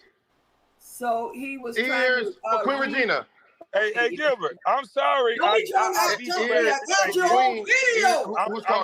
was the #1 draft pick, and I'm sorry every girl you pay, I can still get. You bitch ass nigga. That was his little weapon back then too, y'all. Man, this boy run the same playbook all around the clock. EARZ. And you were wrong for doing that girl like that, you simp ass boy. You know you wrong. Let him ask his question, Kwame. You know you wrong for that shit, though. No. You trying to now you want to talk over talk. Nobody was talking now, but he about to act like somebody interrupted him. Just to try to, provoke me. This personal. This personal between me and him. You wrong. I already know. That girl ain't did a motherfucking thing to you, but because you a little bitch. Kwame, hey, Kwame. You wrong for that shit, though. I'm gonna let you talk, but you wrong, nigga. Kwame, Google is a hell of a thing, bro. And I want to read some stats to you. Because you said you played with a point guard. I know them white boys done emailed you some stats, but we talking about... No, nigga, I'm on Google. I'm on Google, sir. I'm on Google. I don't want to hear nothing about no stats. No, you need to. DC, did you tell the coach to take me out the game? Whoa, buddy. Whoa, hold on. Did you tell the coach to take me out the game? Nope, I did not. Man, and no other teammate will back up that story. But you Did no. Did Eddie Jordan write on the board? You did say you might have did that you need more rope? Hold on. Did Eddie Jordan write on the board that Gilbert Arenas, because I'm going to call it time after this. Did Eddie Jordan write on the board that, he just a little bit of a problem, but some people need more rope? Did he put that on the board? Yes. So why was you such a problem, leader? So he put that on the board. And it bothered Kwame because they were like, they wouldn't give a fuck if it was me. I'm supposed to be the #1 draft pick. Why y'all ain't giving me a little bit more rope? And he probably meant when it came to shooting, if he put it on the board. This boy is a good liar, boy. This is manipulation at its highest. Because I'm a problem. Why are you a problem? You supposed to be the leader of a team. I'm not. Shut up. We were both the youngest niggas on the team. You the $100 million man. You've gone on several videos. I was 66 million at the time. Okay, so you was a $66 million man. You went on interviews saying everybody got to bow down to me. Did you not say that? No, I did. When? Show me that. You said he the little nigga. I'm the big nigga. Everybody got to listen to me and respect me. When? So, you even came on what's name and said that when you was on All the Smoke. You said when I came in there, you was like everybody fuck. You're like fuck. Y'all, don't this sound like the same conversation that ends up happening on the you got punked in the locker room shit? This is not Kwame's panel. I need y'all to remember that. What happened on my panel, it did a reverse and happened on his panel. That shit, nigga, this my team now. We ain't passing you. But you see how, you know, me getting in there and taking up for him, that ain't never a problem. What's good, CK? You see how me sticking up for him and all? That ain't never a problem. I ain't in the locker room, none of that. You the ball, you ain't getting the ball, nigga. This our shit. Right. Or That's whatever. as the leader. As the leader. Hold on, Kwame. Hold on. How are you not the example of what a leader's supposed to be? Hold on, Kwame. Let me speak from a fan, from a sideline fan. Hold on. I heard you say. Hold on. Thank you for letting me finally speak on my panel. Shit, you shouldn't have to ask a nigga to goddamn beg a nigga and all that shit to speak on you, especially a nigga that wasn't even invited. Shit. Just came and just made everything about you, and hell, we gonna do it for the content. Nigga, let's get the content nice and clean. Hold on, this ain't for me this time. This me. This me. Hold on, I'm gonna let you ask, but this me from looking as a YouTuber. I heard you say on All the Smoke that when it came down to the ball, when you got there, it was supposed to be Kwame Brown team, but you're like, nah, fuck that. This is my team. I'm the nigga with the money, nigga. It's about me, nigga. Ain't about no money. You no more. In so many words. Did you not say that though? So you was pretty much saying man, from a 40-year-old man looking back being funny. Yes, back then we were the two youngest niggas on the team. I was no leader. Larry Hughes, Stackhouse, those Christian Leitner, those were the old vets on the team. So now that you know. Look back on it or whatever, and when he pretty much broke that down, I understood a little bit more. But of course, I'm still gonna try to help my homie, you know what I'm saying? Even though it is registering, you know what I'm saying, when somebody gets to break down and explain, when it comes to critical thinking people, I don't let nobody think for me. And that's where me and a nigga like Kwame can never get along. Cause he needs the type of nigga that he need around him, he need to be able to think for them. And if he can't think for you, you're not useful in his circle. So I can understand where the conflict will always be as long as I'm in this area, in this sector. Or in life. I could never be around a nigga like that. Which is fine with me. I mean, some other people, y'all are more, oh, I need to be accepted in a certain group or whatever like that. All right, fuck that. No. Not them type thinking motherfuckers. No. Goddamn liar. What? This a lying ass nigga. Let him finish. Kwame, let him finish. Kwame, get it lucky. Kwame, lucky for. He trying to interrupt the information. It is obvious. See, and this is why this nigga mad at me still. Man, you were trying to help that nigga Gil. I get it now. When I look back at it, because I'm being fair, he looked at it as I'm working for Gil. Because he was so paranoid at the time of Gil. Me, I'm on Google. So it's me. I'm 20 years old. How old are you, Kwame? 20, right? Christian Leitner. How old is Christian Leitner? How old is Jahadi White? Chris Whitney? All these guys are the veterans of this team. Get to the point, though. So I was not a leader. We're both 20. I did not say that then. I'm saying that now at 40, being funny on what's the name. I didn't say that shit when I was 20 years old. You think I was gonna say that shit with Stackhouse on the team? Come on, stop. You did but say you that.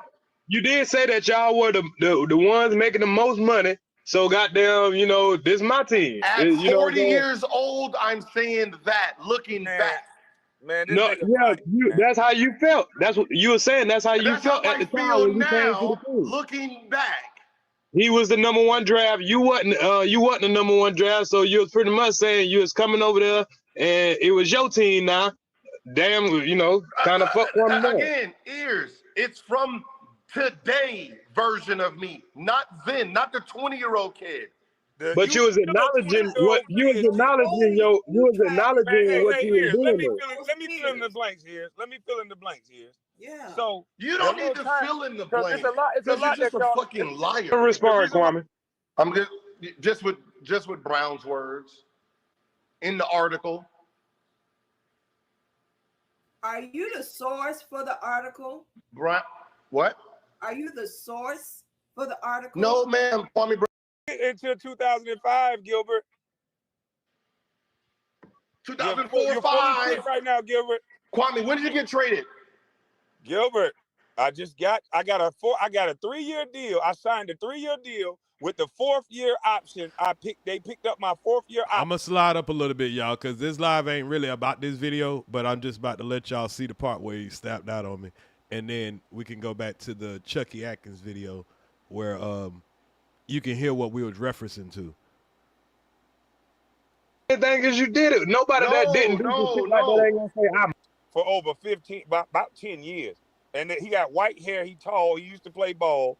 They traded his ass away. But now listen how the nigga get to run his mouth. Let them do all this running his mouth. I ain't muting him or nothing. Basketball operations over New Orleans Pelicans, I think. Boy niggas. And if you notice how he big boy, little boy niggas, we're the youngest on the team. Hey man, hey, you know what? You know, EARZ.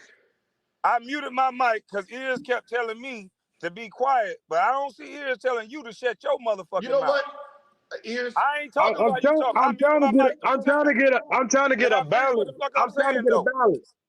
I'm trying to get a balance, homeboy. I ain't trying to be biased. I want to hear. But listen though, every time I'm trying to make my point, he's interrupting for a reason because I know this bitch ass nigga. Now let me get this nigga on video and stop letting this nigga interrupt me. This nigga interrupting me right when I'm about to make the point. Y'all don't know this bitch ass nigga. I know him.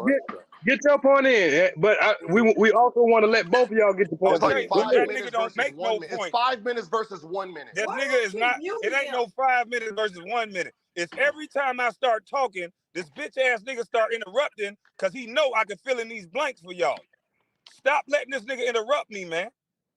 Go ahead. That's all this nigga know how to do. We ain't here to talk about no motherfucking age, nigga. We talking about what the fuck you saying. Now, that's everything you say is on some bullshit, nigga. I learned right from wrong as a kid, bitch ass nigga. Now it's all this noise in the background when I'm speaking again. I'm gonna mute the mic real quick, Gil, so he can finish. You go ahead, finish up, and then he gonna respond. Yeah, niggas don't respect the real no more. I see why niggas go to jail all the time. Cause y'all let these bitch ass niggas do all this talking.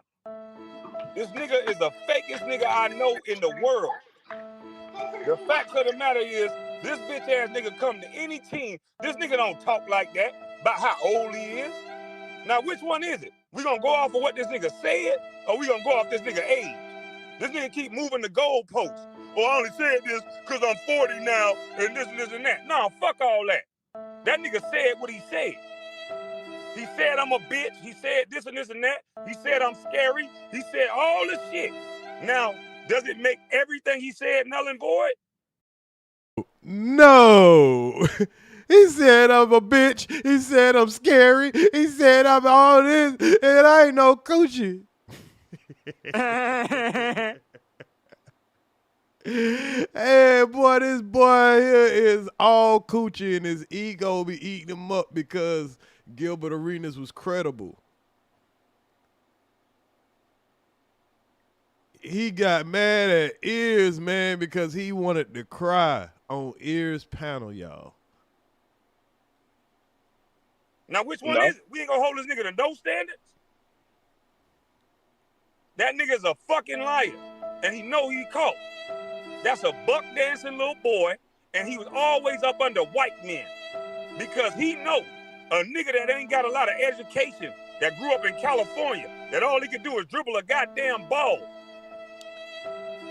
And he was really talking about himself, cause he is a nigga in Brunswick, Georgia, with limited education, and all he could do is dribble a fucking ball. And them white boys took him under their wings and took care of him. They threw a little black dude in there, you know what I'm saying? So it'll look like, you know, somebody that looked like him. But it was the white boys that was behind it. The same white boys that, you know, got their cut when he made his money. They left him with a little something. Them some good masters. They left their little boy with a little something so he could go stunt in front of, you know, in front of the people from his neighborhood. You know, make himself look like he better than them. Keep them niggas in line. We get it. That nigga ain't smart. He talk how they tell him to talk. Why you think he don't never step out on his own faith? That nigga don't believe in God. That nigga don't believe in nothing. Yeah, the projection is real. Because I believe he's talking about himself. Who gets this angry on YouTube? Because somebody making him look like some punk. All he believe in is money. Because he knows it's going to get him pussy and everything else. Y'all listening to an immature ass little kid. Now, that's the realest shit he said. All he like to do is play little immature games. I'm a grown ass motherfucking man. Now he got all this motherfucking money. Why don't he sue me? I know how this shit worked for real. I was supposed to go to the New Jersey Nets, but they knew it was going to be Lob City. So I got traded like cattle from one homeboy who doing business. They got a clothing store in D.C. together. Every motherfucker from D.C. know what I'm talking about. Ernie Grunfeld and Mitch Kupchak are business partners. And I got traded to the same situation that I was in. So don't tell me what I don't know. LeBron James get every teammate and every player he needs to make himself look good, don't he? He got people that was his friends that turned into motherfucking ants, don't he? Because it was cool to be the #1 draft pick when LeBron year. But see, when it was time for the NCAA to worry about their money, we're going to smash all these young niggas. Because it wasn't just Kwame Brown. There was about 12 NBA players out of high school my draft year. We was killing them niggas that's going to school. When I said this black boy magic shit, I meant that shit. Niggas can last 18, 19 years in the league. LeBron that year 20. They don't want your motherfucking ass in there that long. So they're going to suppress certain ones and they're going to exalt certain ones. And they'll give them every motherfucking thing they need to make them look like they somebody. Oh, man. Cry us a fucking river. What the babies do nowadays? If the 7 foot supposed to be men are doing this, what are the babies doing in the world? Stars are not motherfucking born, they made.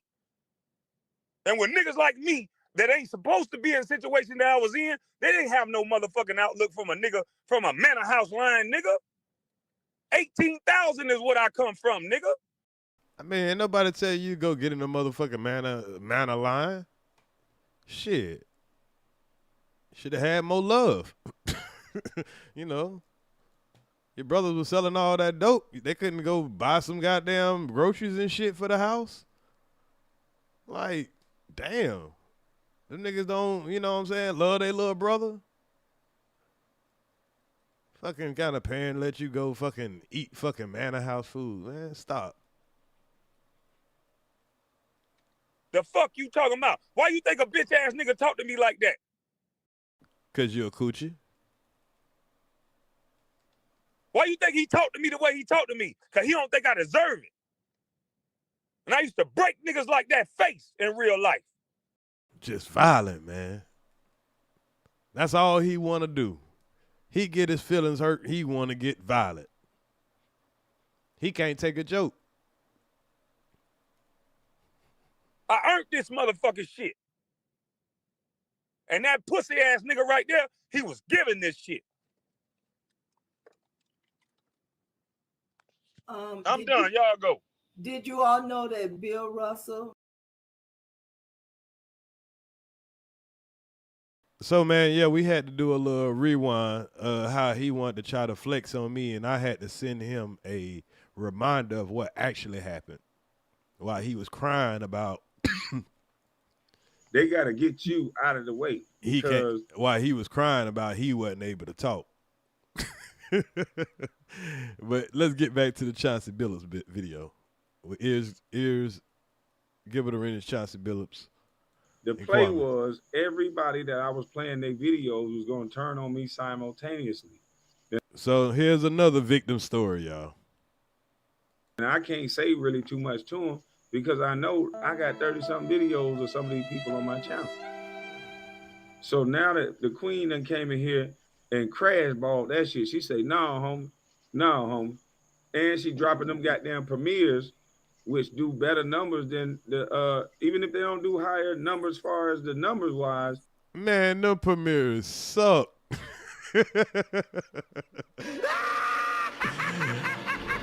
Oh my God. You see how he was praising Queen back then? When we got the Queen.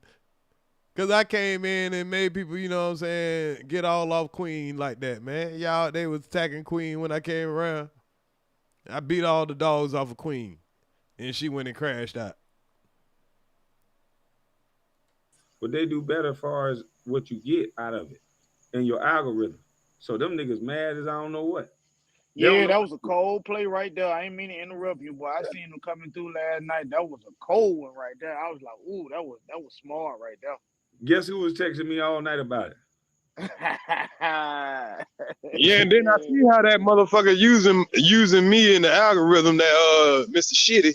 Mm-hmm. Goddamn, I'm noticing because I was watching my video, the replay of my video yesterday, and I must have took my eye on it. As soon as it went off, guess who shit come up? I said, this slick ass nigga. Yeah.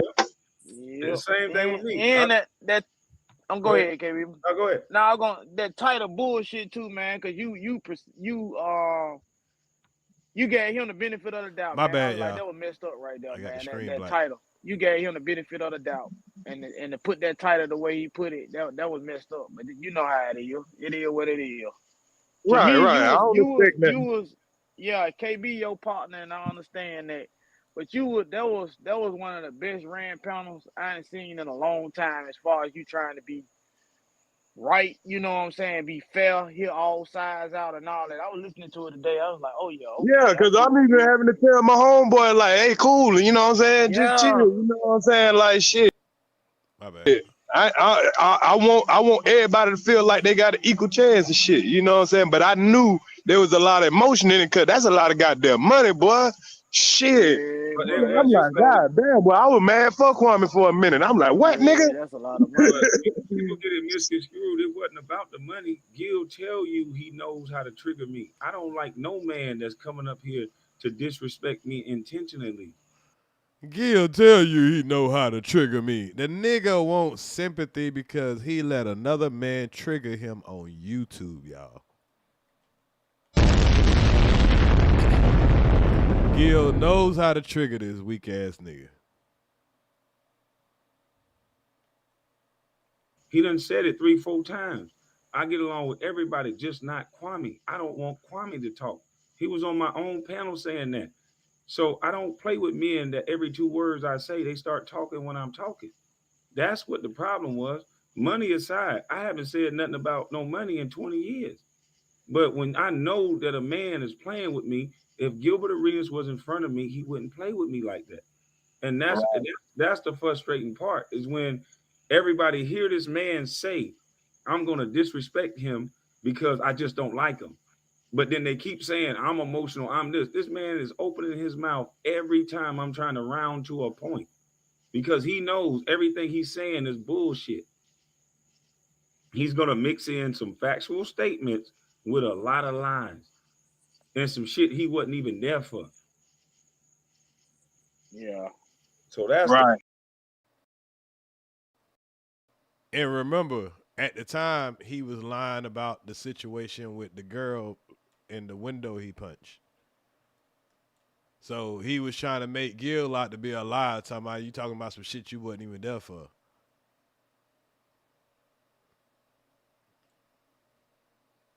I don't go on nobody's panel with the intent to disrespect them. I don't go on nobody's panel with the intent to embarrass them. He's admitted his own. Yeah, that ain't aged well.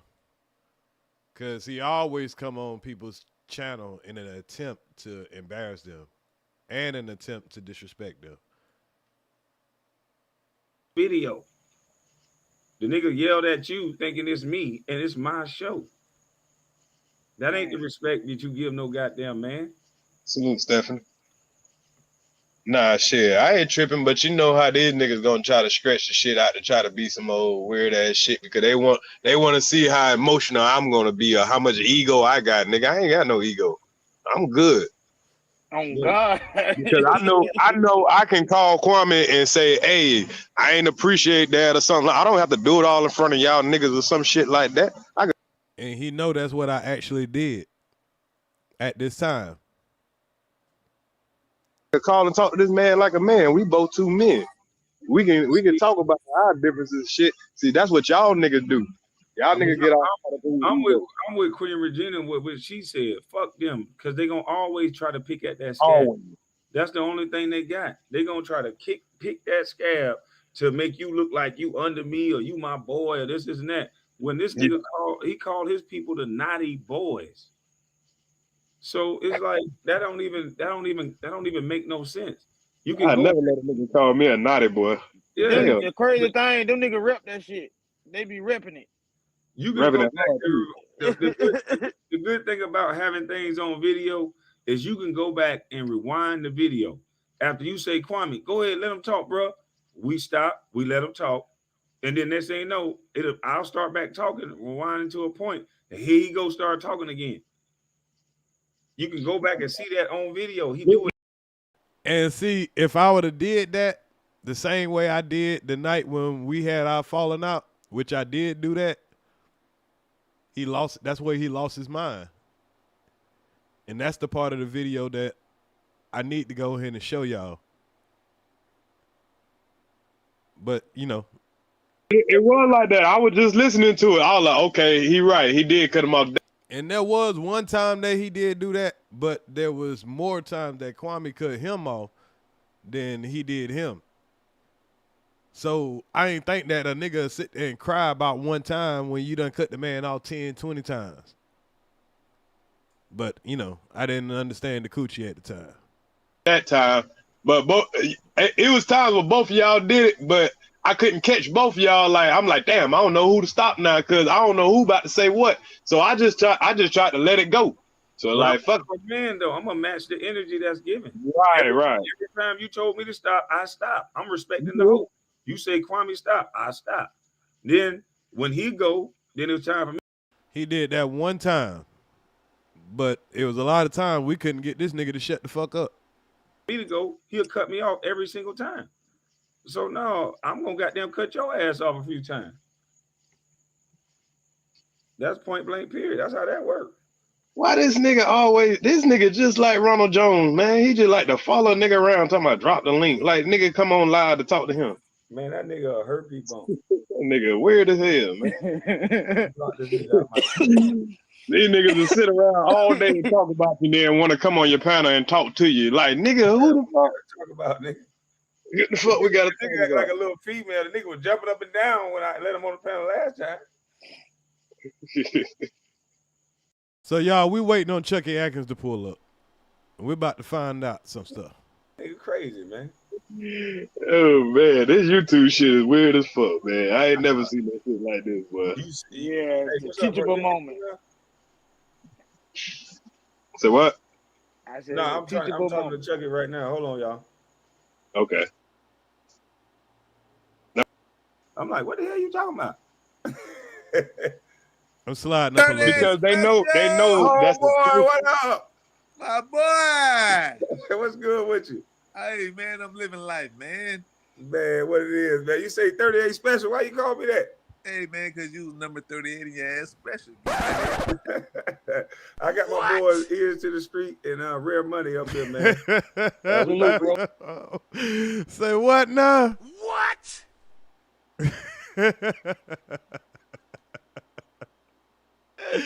Hey, when he said that shit, even when I was up there, I was like, what? Pause.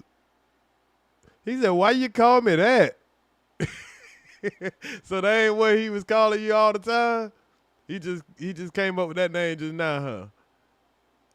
Let's go back a little All bit. the guys that they had a problem, Mr. Fair Use, Meal Ticket could have did it. I don't know if he was going to do it.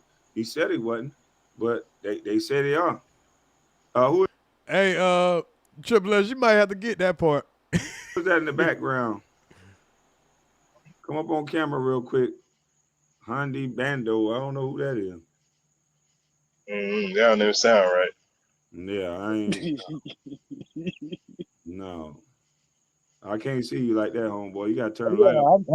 I'm the most hated nigga in this area of YouTube, cause boy, I fucked up. Bro. I can't see you, bro. I didn't know I was fucking up a play though. And who are you? What you trying to talk about?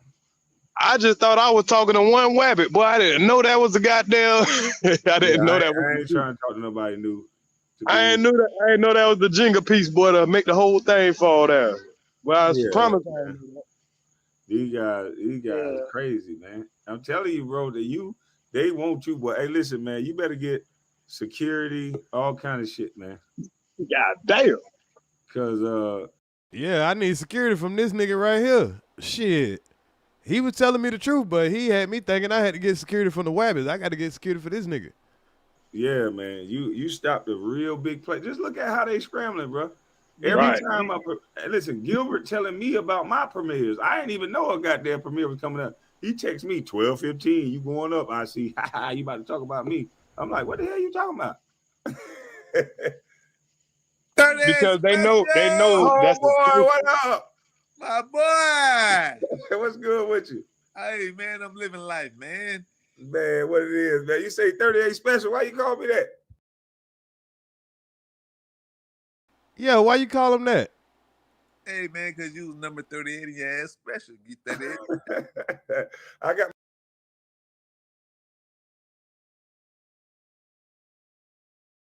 Hey, we ain't saying you Kwame. We were just saying the man say you number 38 in your ass special.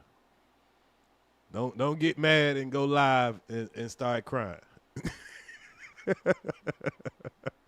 My boys, ears to the street and Rare Money up here, man. Salute, bro. Salute to you. Is this Chuck Atkins? Yes, sir. Yes, sir. Oh, okay. I was a big fan back in the day. Salute to you, man. I appreciate that, man. I appreciate it. And I actually was. Because I used to play NBA Live a lot. So, I would put him in for, defense and, be a true point guard. So, I recognize him for the game and all that. Now, he wasn't no super special player or whatever, but I collected basketball cards and shit like that, so I knew my players. That, man. What's going on with Orlando's finest, Chucky Atkins with the Lakers, Detroit Pistons. It's a crazy motherfucker here, boy. Orlando 407 in the high. What's up with it? Hey, no, what's up with my boy, baby? Man, I'm just chilling, man. Hey, listen. Your boy Gilbert Arenas been kicking up a lot of dust up here, man. Talking real spicy. Oh, man. Come on. Man. Come on, man. Come on, man. That's my guy. That's our guy. Now, you see how you trying to use those white boy tactics? Y'all see how he trying to use white boy tactics? Here, let me show y'all what white boy tactics is, y'all. Before we move on just a little bit.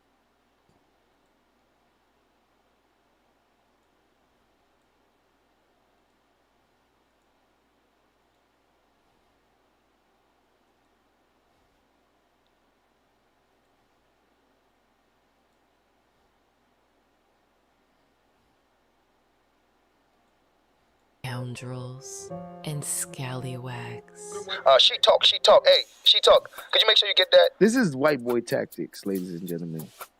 And if you've watched Kwame on my panel before, a couple weeks ago, he told me, he said, I never said I don't do white boy tactics. So this is a thing, right? And I would have to call this a tactic. I might even go as far as to say a white boy tactic. When you try to get someone who doesn't have a problem with someone else to speak negatively about them because you don't like them. I mean, people do that all the time. Just because I made you aware of white boy tactics, I never said I didn't do them. So let's be clear here. And his response to me was, I never said I don't do white boy tactics. So I was like, what a hypocrite. Hey, somebody in the chat say he's such a hypocrite. If there's any man on this panel that says they've never been hypocritical, raise your hand, please. Just press 1 or something, because I've been hypocritical several times. We all are hypocrites. I'll have this to say. Even though I can acknowledge that we all can be hypocrites at times, that's not an excuse to not work on it. That's not an excuse to be hypocritical on purpose. It's not an excuse to not try to be better. It's not an excuse. If I'm a hypocrite about the very same thing I'm telling you about, that's worse, sir. That actually goes past hypocrisy. It goes towards character. It goes towards integrity. It goes towards those things. He's been calling out white boy tactics, demonizing it. All the while he does it himself. You ever heard of the saying that it takes one to know one? Well, that's so I said those are white boy tactics. You won't find a video of me ever saying that I never used the white boy tactic. So there's no need for us to go around and argue every time that we don't agree. Say it all with me, class. Agree to disagree. I know we've been running around a lot and using those white boy tactics, and that's why people don't know how to be friendly or be friends, because they keep falling out with everybody because somebody don't say what they want them to say. That's some messy girl type of stuff. You know, I don't get into all that. You're very aware of how you're manipulating them, because you'd be like, hey, I never said I don't do it. Master manipulator, that's what they do. They manipulate and they make excuses of why they manipulate. No. You came here talking about white boy tactics that you use on everybody else. That's significant. And then we want to try to skip past it and generalize, well, everybody's a hypocrite. No, people are hypocritical at times, but like Sid said, no, that's a judge of your character, and you're a master manipulator. And I'm glad you admit that. You do manipulate. You manipulate all the time. Boy, you love them white boy tactics, boy. We all are hypocrites. There's not a perfect being on this panel, so we got to stop doing that. We cannot generalize that in order for you to get away with certain things, sir. Them tactics to stop people from putting out the truth and to silence you and to deter you and distract you. Those are white boy tactics. And I thought that Kwame was against it. Hey, that's another trick that happened when I first got on YouTube. They dirtied up my name. I want y'all to pay attention to what I'm saying. They dirty up your name and say all this shit. So when you start speaking, everything is invalid. Think about those tactics, those white boys tactics. Think about it. Dirty up your name before you get here. Say all this shit. So when you start to speaking, everyone's already against you. I said, bruh, you dangerous. For a person in your position that's manipulating people and people that idolize you, you are the go along, get along gang that you speak about. So that's all you got to do. He knows those white boy tactics. You just show Negroes some money and they believe everything you say. They don't respect the person, they respect money. You are dangerous. It's almost like a nigga been warning you about him the whole time and you ain't know it was him he was warning you about. But what he does is he take advantage of people's lack of knowledge. And for years in the past and for the longest, those are the white boy tactics that I was talking about. Our guy, Kwame.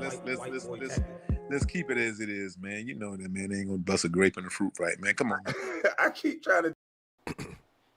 Now, I have to remind y'all about things like that so you'll understand what the white boy tactics is. We done seen it over and over and over and over, but if somebody in here knew, you can understand what we saying. You see it. Just depends on if you want to acknowledge it. Tell people that, but man, the man been getting up here representing me the wrong way. And remember, everybody, the only reason I'm up here is because Kwame personally called me to come up here. Now, I think Rare Money just came up here as a fan man, but Kwame personally called me to come up here.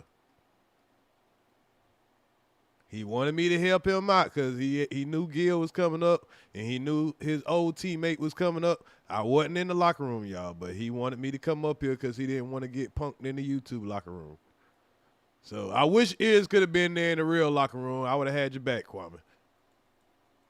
But he need me on the YouTube locker room. Trying to make me seem like a violent guy. I keep saying I don't bother nobody unless they bother me. Well, I mean, I mean, this is what I say about a lot of people, man. Some people, like we all are what we are. We're professional athletes. You know what I'm saying? And the biggest thing about us is the fact that fame is our biggest drug. You know what I'm saying? And so, a lot of times when we ain't in the limelight, we got to find some way to keep ourselves relevant.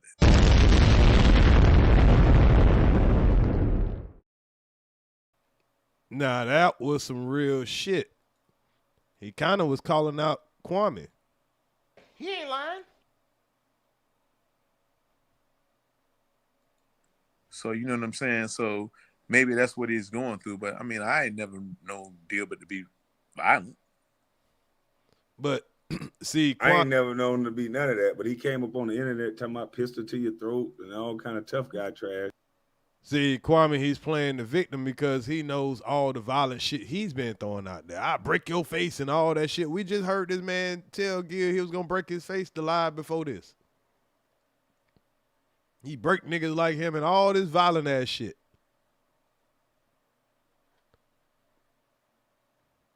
And he telling this man all this bullshit. Like a little coochie. I'm like, Gil, man, come on, man. You not that guy, man. Yeah, well, I mean, let me ask you this question. Because a guy says something, does that make him what he say he is? Because he speak on it? That's on the internet world, yeah. They like when you talk spicy. They like when you talk trash. He's a quote unquote troll. Well, I mean, I ain't gonna speak on that. You know what I'm saying? I just know, like I said before, when I spoke to you, I don't know. I have never known Gilbert to be violent. I think he's a very intelligent guy. He knows what to say and what to do in certain instances. So, you know, you gotta allow him to be who he is. Yeah. Don't take he know who to attach himself to. Yeah, don't take it personal. You know, that's well, I call him a wabbit. I'm taking the troll name and calling him wabbits. Well, again, at the end of the day, he is gonna be who he's gonna be. I mean, you know, you can't be upset with a guy when you know who he is. If you know what he is, you can't be upset with him. Yeah, I keep telling him that. I just don't like he comes out and blatantly lie. And that's true. Once you know who somebody is, man, you can't even be upset with them no more. That's why I don't even be mad at Queen. They be wanting me to be mad at Queen. Man, I know who she is now. It is what it is. I know it. Once I know who a motherfucker is, I can accept them for who they are. You deal with them how you deal with them. He said, I beat up my baby mama. I punched through a window and punched her. I'm like, dude. And you see how he just changed. He changed the situation so it can be the truth for him. He say, I punched through the window and I punched her. I beat up my baby mama. That ain't what Gil said. This is what Gil said. All right, so since we set the mood, what Magic say? Well, he ain't lying. Now tell us, walk us through that night of the McLean window breaker. Bro, first off, I was there, bro. I seen everything, right? I think maybe Jared Jeffries or someone set something up. Me and some of the young bulls, Pete Ramos was supposed to go pick him up in the limo and hit the club, right? So we all pile into the limo from downtown DC, and we fly out there to pick up Kwame. Bro, from the minute we pull up to the crib, it's mayhem. There's some chick running out the front door screaming.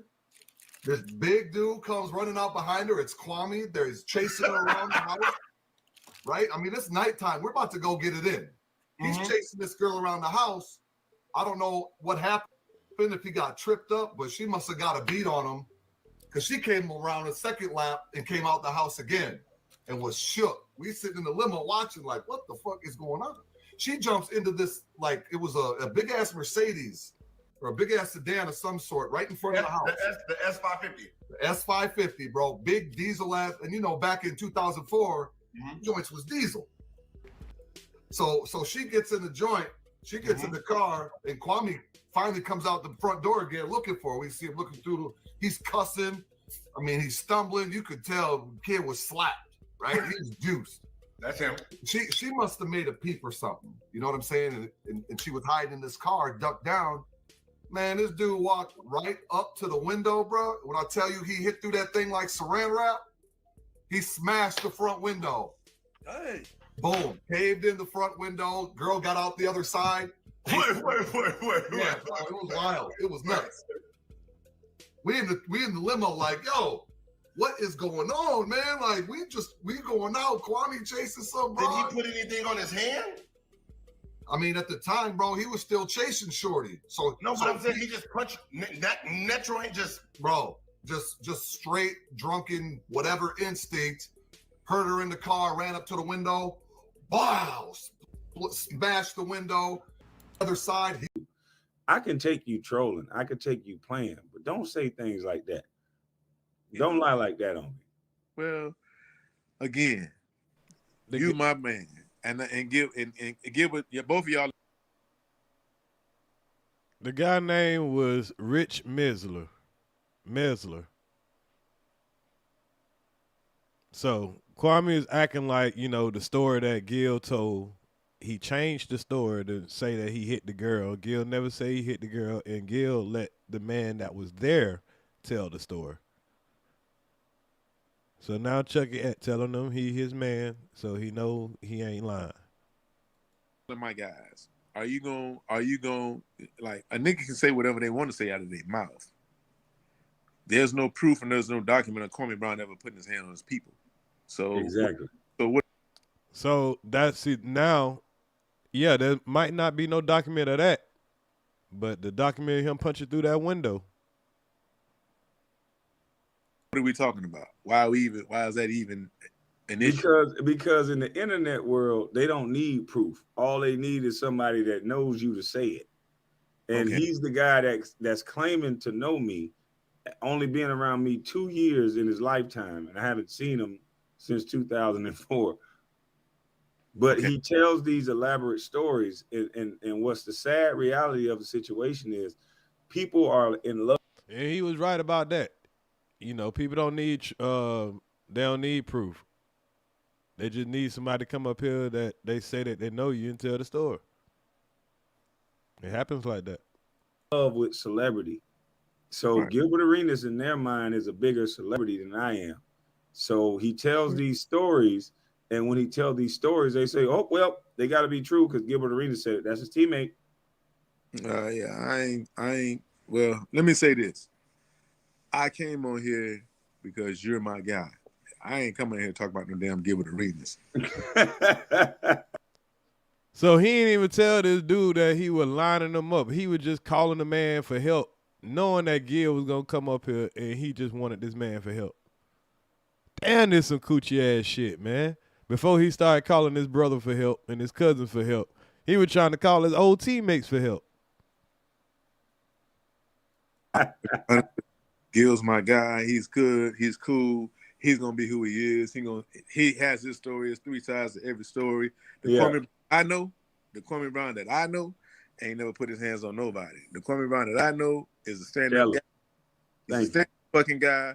He's a good guy. He's a team guy. You know what I'm saying? The guy that I know that I played with in Detroit for the year, he did everything that he could to help us win, and all that other shit that everybody else talking about, I don't know nothing about. I don't give a fuck about. Facts. I just know what our relationship is with each other. My relationship with Gil is a cool dude. He does what he do. He may feel a certain way about certain things. He does things his way. And I don't have a problem with it as long as it ain't affecting me. If he has a problem with me, he can stand up to me and tell it to my face. If he ain't man enough to do that, then fuck it. No, he ain't gonna do that. Well, then fuck it.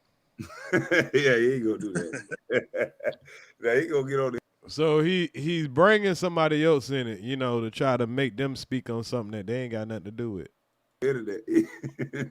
And I ain't no internet thug. I'm not that guy.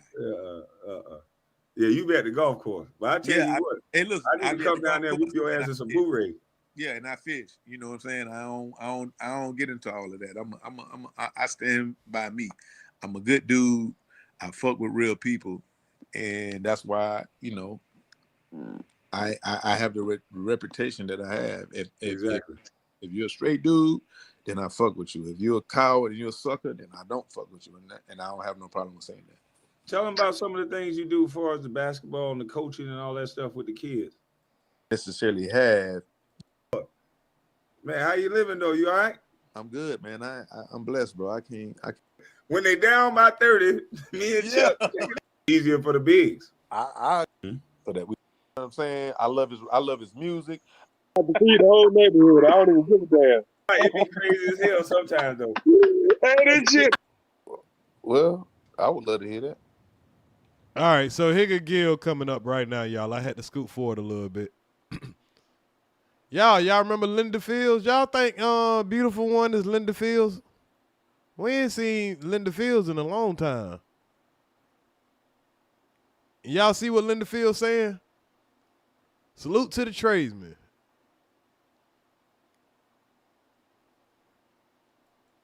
What she said? Something grinding and skilled trades, Saginaw STEM. That nigga don't talk about no Saginaw STEM no more. That boy know how to scam up some shit. Is that Chucky motherfucking Atkins? That's my motherfucking name. What's up, Appreciate it, Indian Field.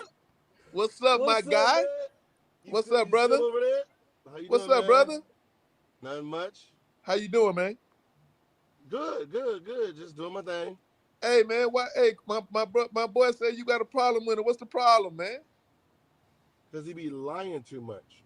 He said the same thing about you. Okay.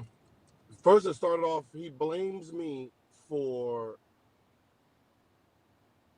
he didn't sign that big deal when he got traded to the Lakers. He said because I had him benched in the playoffs. Okay. That's where it started. That Okay. I had him benched in the playoffs, and then he didn't get his money, and then he got traded to you guys under Kobe, and then No, he didn't get traded. He didn't get traded to you guys because he got traded to the Lakers, and I got traded to I the know. Washington No, yeah, you got Wizards. traded. You came with us. Yeah. You came. Yeah, you came with us. Right. So he's been harboring this shit for about since then. Okay, but Gil, let me ask y'all this. Okay. Hey, But Gil. Chuck. Okay. Have you ever, when we played together, have I ever talked bad about Kwame's name? No. I've never heard you even mention Kwame's name. Okay. And you came on the trade, and I've never said nothing. Okay. Never. Just checking. Okay. But my thing is this: how long has that been, bro? 18 years. Why is that still a conversation at this point in time? And that's where the man was confused because he didn't know that Kwame is the one that's crying about the shit. That's why he brought this man up here. Another attempt to want somebody else to fight his battle for him. Because I mentioned his name, I can be honest. I thought because of me playing with Kwame and knowing the back history, when Steven Jackson and we was on the show and they tried to throw dirt on his name, I thought I was defending Kwame. He doesn't see that. He doesn't see it that way. Right? I thought I was, but he has his own opinion about it, saying, keep my name out your mouth. You know what I mean? Okay. Right. But I thought I was like, no, that's not how it went down. You know, Michael Jordan kind of messed him up, and from there he was trying to get his own. And then I came over there, and you know me, Chucky, I'm competitive as shit. I'm going to challenge you. You know how we challenge motherfuckers every goddamn day. Right. I couldn't even get a day off. Right. You ain't gonna get no day off around me. Like I could get a day off. Chucky Atkins, that you ain't motherfucker like, nah, nigga. I'm no the point guard now. No, you ain't getting no day off around me. I love you to death, but you ain't getting no fucking day off. Yeah, so I thought I was doing him a favor. You know, I didn't know, you know, what the angle was. I was just saying, nah, that's not how it worked. Boom, boom, boom. He didn't like that. Mm-hmm. You know what I mean? So that's where it started. Okay. So this is what I'm gonna say, man. All right, I'm older than both of y'all. Y'all my boys. And he, you know, fuck with Gil. I love Kwame. So he came to be like, you know, the mediator. I love Gil. I love Kwame. What can we do to get past all of this shit? Because at the end of the day, it was supposed to be over all the way back here, y'all. It really don't mean shit. We just look like idiots sitting back arguing with each other about shit that really don't mean shit that's 18 years past. Right. You feel what I'm saying? Like, whatever we did, we ain't even playing no more. Gil, you was a bad motherfucker. Yeah. One of the best guards I ever played against. Kwame, bad motherfucker. All right. What are we doing right now? What are we talking about right now? What are we arguing about right now? Like at the end, like, what are we doing? What are we talking about, bro? We're in a fraternity. We're in a fraternity that ain't but 5,000 motherfuckers in. Mm-hmm. So what are we talking about? Now y'all see how this thing started all civilized and nice and quiet until the coochie started talking. Well, to be honest, oh, he ain't done. Hold on. No, I said the only reason I came here is because of it started off with the lies that were told that I sabotaged his basketball contract, his basketball career. And I went on panels and I dirty talked this man. And I'm like, Kwame, I've never, ever said, you're never going to find a teammate after you left. I've never said anything about you.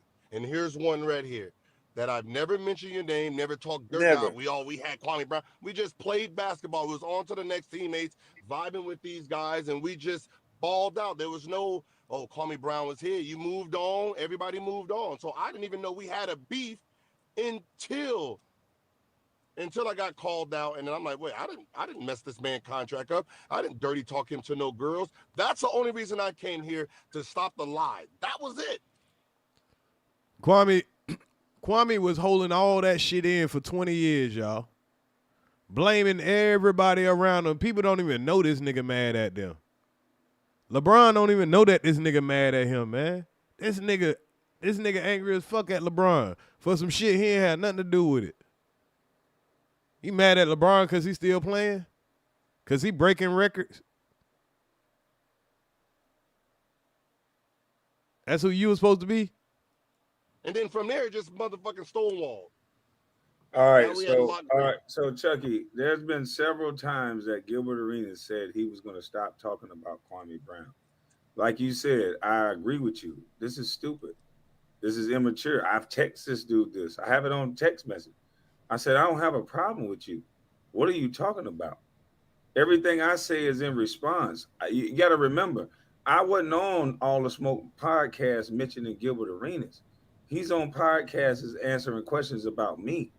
I don't be around basketball. I haven't said nothing about basketball. So his narrative was that I was crying for 20 years. Have you ever heard me in a newspaper crying? No. Have you heard me say something about Gilbert Arenas? No. I don't mention him. So all I said was, brother, can you please stop talking about me? When you're a number one draft pick, it comes with a different light. It comes with a different responsibility. It comes with a different expectations. And Gilbert Arenas don't know nothing about that. And so all I ask that brother is to stop talking about me, because respectfully, if he would have made some of the mistakes that he made as a number one draft pick, he would have never been thought about ever again. Because of the fact that he was a second round pick and he played the way he played when he really should have been a first round pick, is the reason why Gilbert Arenas is even irrelevant in any conversation. But people don't give him the credit that he deserved for fucking himself up by standing up in the rookie transitional camp saying, I want to be a motherfucking international pimp. So the reason why he slipped to the second round was because of his behavior and not because of his play. You and I both know Gilbert Arenas is a bad mamma jamma when you put that ball out there. Ooh, cold-blooded. But you and I both know there's some things with Gilbert. And y'all, Barbie Girl Tina was trying to act like she was related to Chucky Atkins.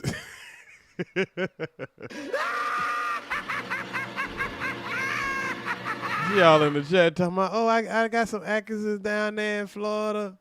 We Atkins solve problems. Man, I'm talking about, boy. Gilbert that he should rectify with himself. If you played on a team with Gilbert, you know it's some things with Gilbert. And he won't be honest about that. I'll say this, man. Standpoint. I'll say this, man. As basketball players, like I said before, we all come with a certain bravado with ourselves. What made Gilbert who Gilbert was the fact that that motherfucker put in the work and that motherfucker know he was bad. Okay, I always respected that about him, and he gonna get out that bitch and he gonna compete because he's competitive at it. Okay, Not on defense. Well, I ain't gonna say on defense. That's a little jab. Go ahead. I just fucking around. Yeah, because that ain't what they paid that motherfucker for. They paid him to motherfucker put that bitch in the hole, and he knew that. But what my point and what and like I told you earlier, I came on the podcast just to fuck with you. I didn't want to get into this between the beef, whatever, because that ain't what I do. But now that I'm in this shit, and I love both of y'all dudes because I'm a fan. I'm a basketball player, but I'm also a fan. Don't think that I ain't watched Gilbert on a whole bunch of nights and be like, damn, this motherfucker's cold-blooded. But I got to play against this motherfucker. He kind of checking Kwame like, nigga, you done brought me in some bullshit. I'm trying to find my I'm trying to find the file, my cry music. It's on my other I got another StreamYard account. Hold on, I gotta log into my other StreamYard account.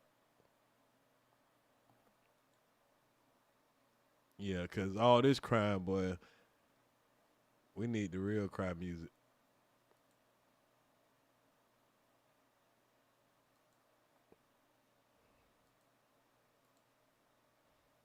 Tomorrow night, and I'm finna walk out this motherfucker and be like, hey, motherfucker, we going down this motherfucking road tonight, nigga. And guess what? Me too. And that's what I'm saying. You have never heard me say Gilbert Arenas can't play basketball. Right. But what Gilbert Arenas was doing is saying Kwame Brown can't play basketball. Right. And why? But my question to y'all is, why can't we fucking move forward? Because at the end of the day, brother, that's all I'm trying to do. But Kwame, I'm not disrespecting Gilbert. Okay, but Kwame, let me ask both of y'all this question. Go ahead. I get it all the time. He over here playing victim. Right. Because motherfuckers know I play with the Lakers, what's the first thing you think they're gonna ask me about? Kobe. Man, how was it playing with Kobe? Right? Gilbert. So he got to nicely tell Kwame, you being a bitch ass nigga, bruh. Of course somebody gonna ask you about your teammate or ask about like an NBA player and shit like that. This nigga get mad that people that you were famous at one point in time. Or if you're famous now. You know how people do when it comes to famous people. That's the purpose of being famous. They want to know what it's like being next to another famous person if you're not famous enough. Motherfuckers gonna, Kwame, you got to understand, motherfuckers gonna ask Gilbert how was it playing with Kwame Brown, and vice versa. So it's up to Gilbert to either say some shit about Kwame or not say some shit about Kwame. But they've asked me about Gilbert at his lowest point. They've asked me about his gun situation. That's what I'm saying. They're gonna ask you, Kwame. Guess what I told them. I can't speak on that. I don't know nothing about that. Okay, but so what is it that you're asking him that? Because if somebody coming to ask Gilbert about Kwame Brown, what do you expect him to say? But the brother told me as a man that he wasn't gonna speak on me no more when they asked him questions. That's all he told me. That's all I'm going off of. Well, if you're worried about what he said in the past, how can you? Why are you still crying about now? Shit. And you still talking about the man to this day. If he would just stick to what he said, I always could stick to what I said. I won't talk about him. Okay. But he tell me one thing and do another. Chucky, can you hear me? I hear you, brother. Okay, so you hear the undertone slap he does against me. When he's explaining me, he's telling you my faults, right? He's telling you my fault. We know Gilbert did that. Like, you don't have to do that, but you do it anyway. Gilbert's a bad motherfucker, but you know he had this thing. Well, Gilbert, you just do that same thing on Mr. Skinny show. Look at him, y'all. Look at him. Don't misrepresent what it is, bro. You look at the coochie. Nobody was interrupting until the coochie started interrupting. Now look where this go at. Been on the internet on two dudes that's talking about my deceased mother. Tell Chucky Atkins the truth. That ain't my I know it ain't your whatever. Hey, but Chucky, let me ask you this. Chucky, let me ask you. Look at him going to cry to Chucky, and now he want to bring in his mama to get sympathy from Chucky Abbott. Oh, he wanna sit on the dude panel that talk about my deceased mother. But now he's shouting out a person deceased mother while they're posting the person that's on his panel right now, deceased mother. Do y'all see what happened when those masks come off?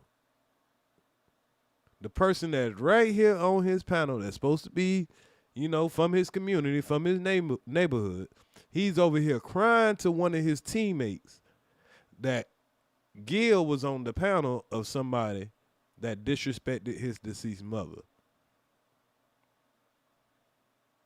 And remember, Kwame disrespected Gil's deceased mother and disrespected his father.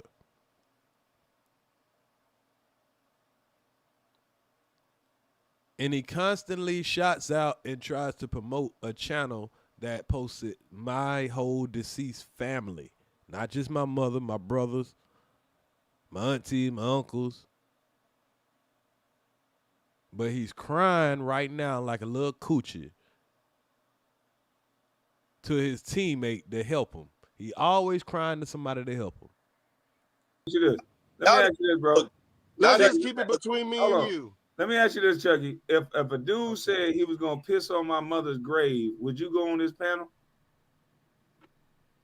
Well, I'm not even gonna go through that because that's a whole different thing. That's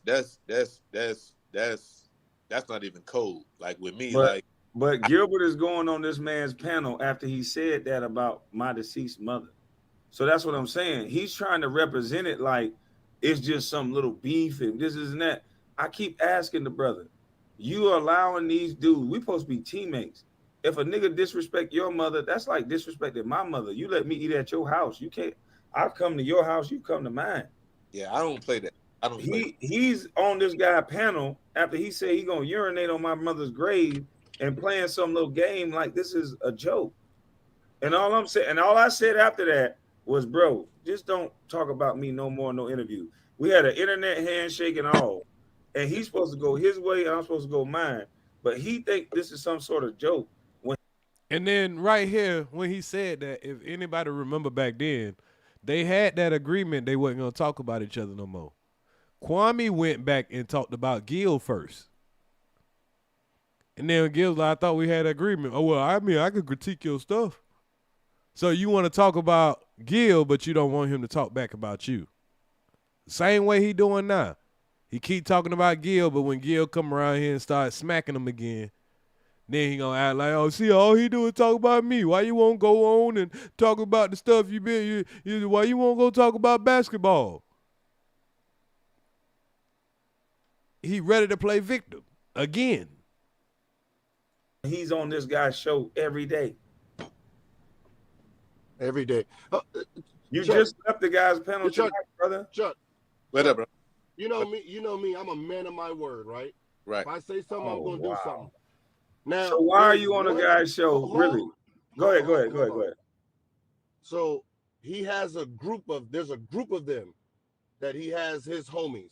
So me and him make a truce. All of a sudden, after the truce, his whole team is Gilbert Arenas slandering. Gilbert Arenas slandering. I gotta take that because I don't have my own page. And I told y'all. That's what he want to do. He want to act like he having a truce with you, all while he let the people around him slander the hell out you. Keep fucking with you. You know me, I don't throw shots at people I've never met. So the only person that gets my wrath has to be Kwame. The only way I can go at Kwame is to go on Kwame's enemy's page.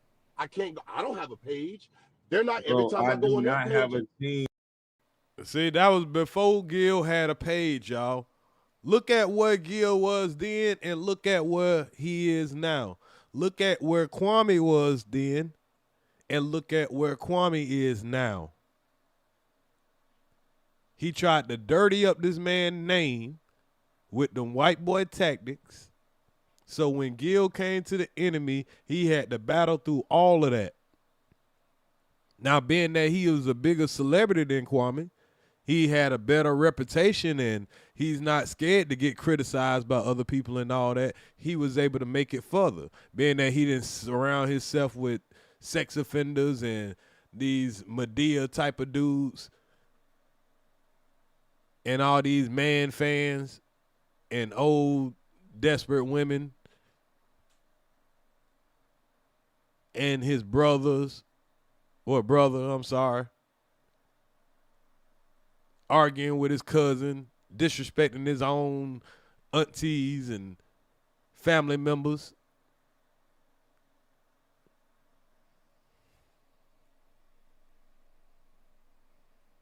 Bro, I keep trying to explain to this brother, I don't have a team.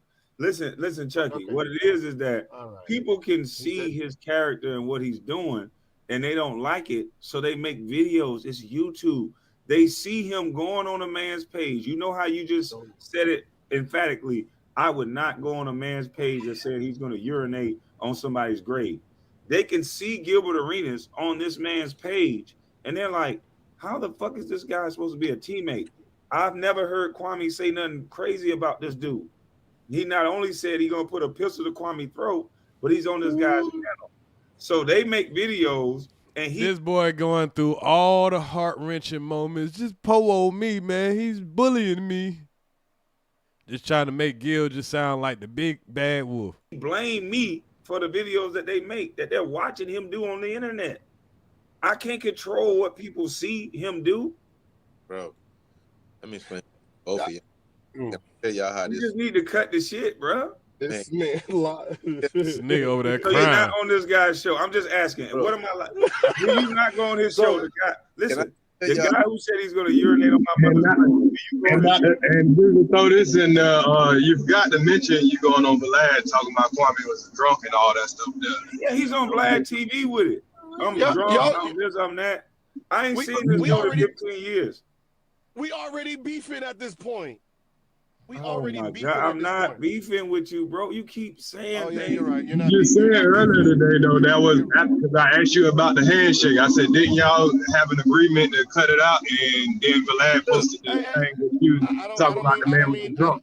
Listen. I don't mean no disrespect. You had your chance earlier. I tried to answer. What do you mean, my earlier. chance, brother? I didn't ask you, bro. Hold on, you disrespected. You asked me this earlier. There was no chance, brother. I didn't need you to come up there. You came up there on your own. Okay, cool. So I don't need to. I don't want to answer your question now. Spin the So narrative, man. This guy, listen, Chucky. This man is going on Vlad TV with millions of subscribers saying Kwame is a drunk. He punched through a window at his baby mama. All kind of wild shit. And I'm like, Gil, what are you doing, bro? Why are you doing that? Why are you saying stuff like this? Did you see me punch through a window? Oh, that's what I heard. That's what I heard. Why are you saying this on Vlad? He says this about me. I don't say nothing about this guy.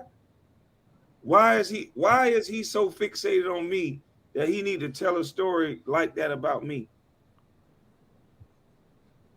Let's get to the real truth. Why are you so fixated on me when you telling stories like that? Well, the story is true, sir. See, this was before he brought the witness. So that boy was lying through his teeth. Chucky. Yes, sir. You know me. I do not bother nobody unless they fuck with me. What and if they fuck with me, what do? 100. So you just say any old thing out your mouth? If you don't want me to be 100 on you, leave me alone. So you saying you was there when I punched through? So wait, Gil, you saying you was there when I punched through a window at my baby mama? Now you see how he tried to set the story, but he set the story based off of, false narratives. He's saying, so you saying you was there. No, Gil can't say he was there. And it probably wasn't his baby mama. So he's going to make sure he keeps that in there. Because Gil might have made a mistake by saying it was his baby mama. Was I physically there? No, nigga, I was asleep. So where would you get a story like that from? Where would I get a story like that from? You can't hear me? You said where? I mean, if you wasn't there, where did you hear that at? the coaching staff, the Was the medical coaching staff the there? the medical staff, the So general was the manager, coaching staff all there? Okay, the general. You asking me Was where I any got of it these? from?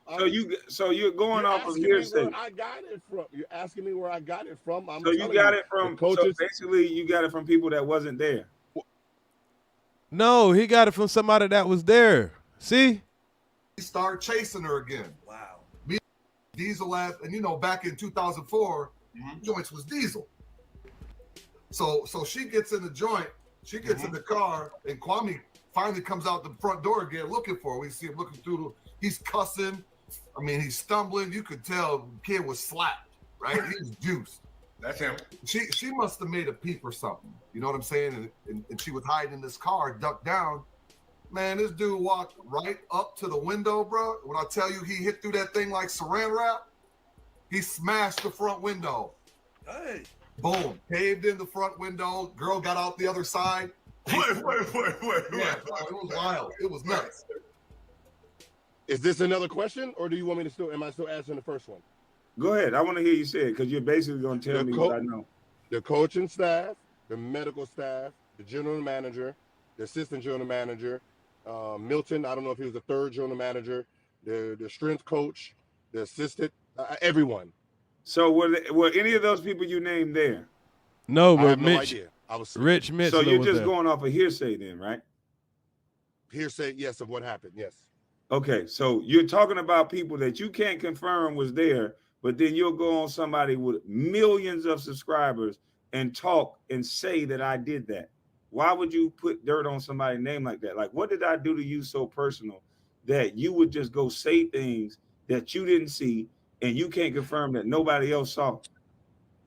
I mean, is this the same person that said that he stopped me from being robbed and I was just a little bitch? Like you pretend that you. So that don't wasn't a do true the shit story? you do.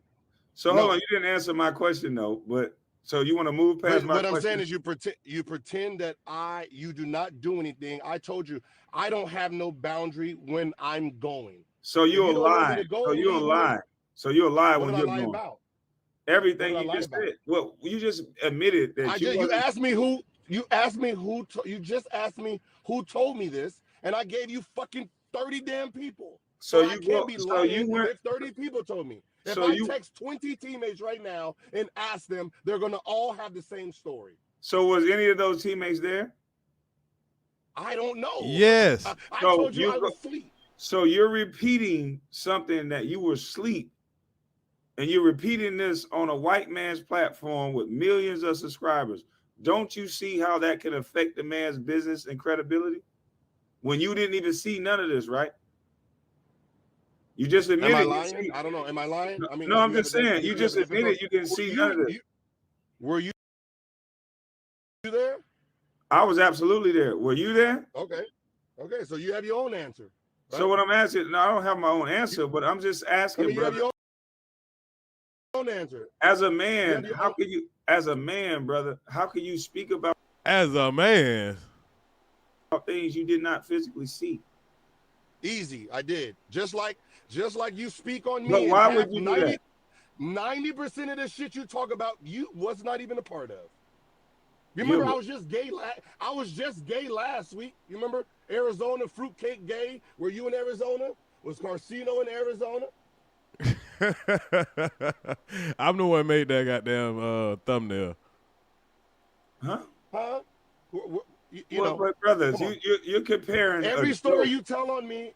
Can I respond though?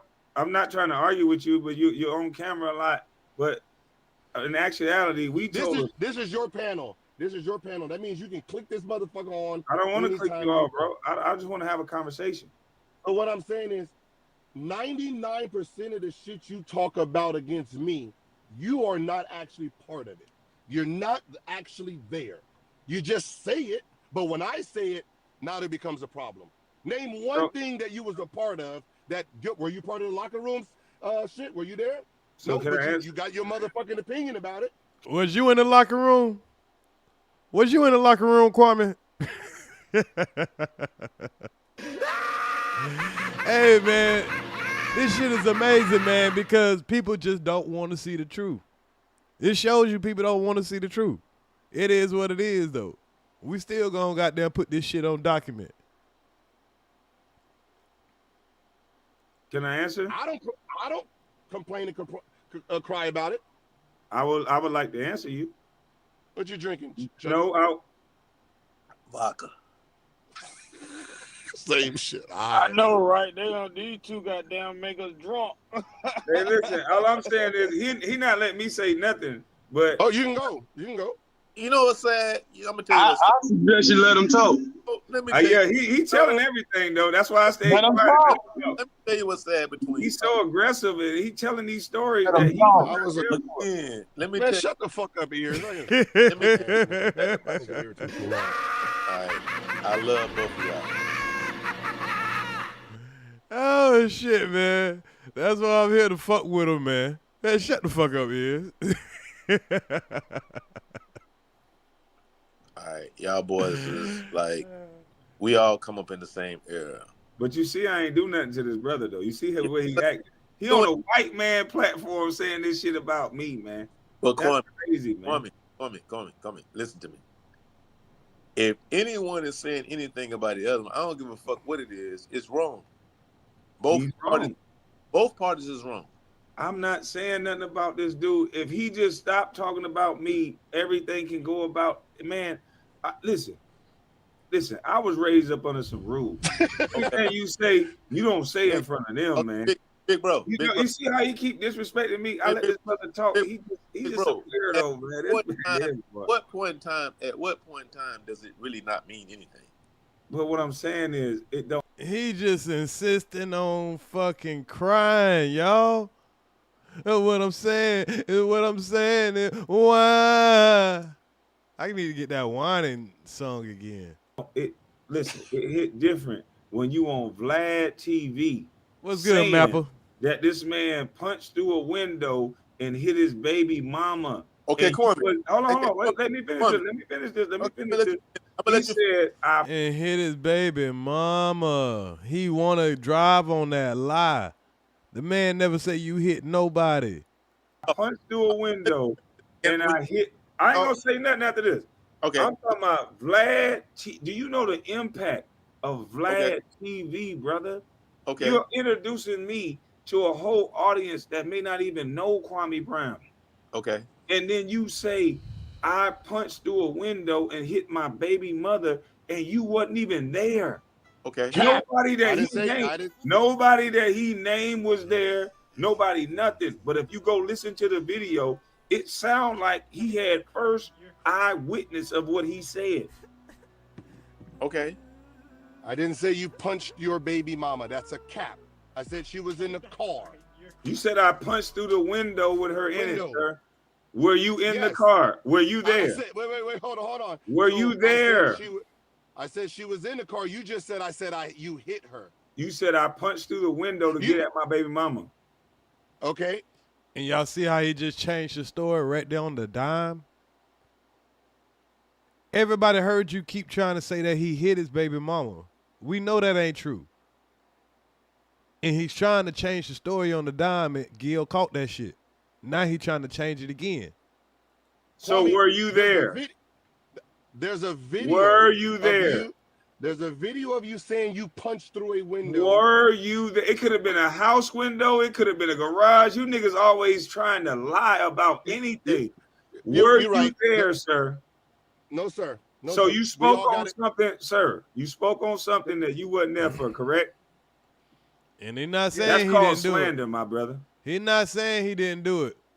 And that's what made Gil go pull up the dude that was there. Nah, that doesn't work with me. That called slander. Okay.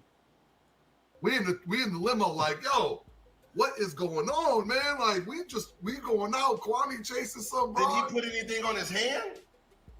I mean, at the time, bro, he was still chasing Shorty. So no, but I'm saying he just punched that natural ain't just just straight drunken whatever instinct. Heard her in the car, ran up to the window, wow, smashed the window, other side. Cool. You were ignorant to a situation and you spoke on it as if it was a fact, man. And that's sad that you can't just get your tongue off of me in that way, bro. Nigga, you need to stop your there's a camera, video. nigga. It look like you kissing, boy. There's a video of you actually saying that you punched through a window. So stop. Just move on to were another you question. there, bro? We ain't trying to hear this word salad. This nigga going to the bathroom on camera and shit. I wasn't looking. And then and Kwame noticed this shit immediately. And I think he was doing this for Kwame. Were you there for what you said out your mouth? No, sir. No, sir. So why did you say what you said? Why do you talk about me and you're not there in any story? Why do you talk about me if you're not in any story? Hey, Chucky, have you ever seen a nigga say some shit like that when they wasn't there for it? Hey, bro. Man, both of y'all niggas is funny to me, bro. This nigga here crazy, man. It's not funny This to me, a nigga interrupting your business by saying things that they wasn't there for. That's all I'm saying. Hey, man, then do some legal shit then. Hey, Why? you talking legal, do legal. All You these want me to legal show words you? you're trying to use, you slandering me and all that, then do something about it. Boy, you shaking your head like Damn. one of them, boy. Ooh. I can do something about it already. If not, like, just go to something else. You slander me, I slander you. You talking about guns in the locker room and what happened? You ain't never there. You're not. None of your stories, you're there. But What I you slandered put you about? yourself there for 7 months. Give me an example of Everything you my have slander. said, every 7 months, you have everything you said about me. You pretend you're actually there. Like what? Everything you've said, everything. The Give gun me one situation. of the everything. Give me one of Gun the everything. situation. Gun situation in the locker room, sir. Okay. It was in Were the you- were you newspaper. No. It was in the newspaper.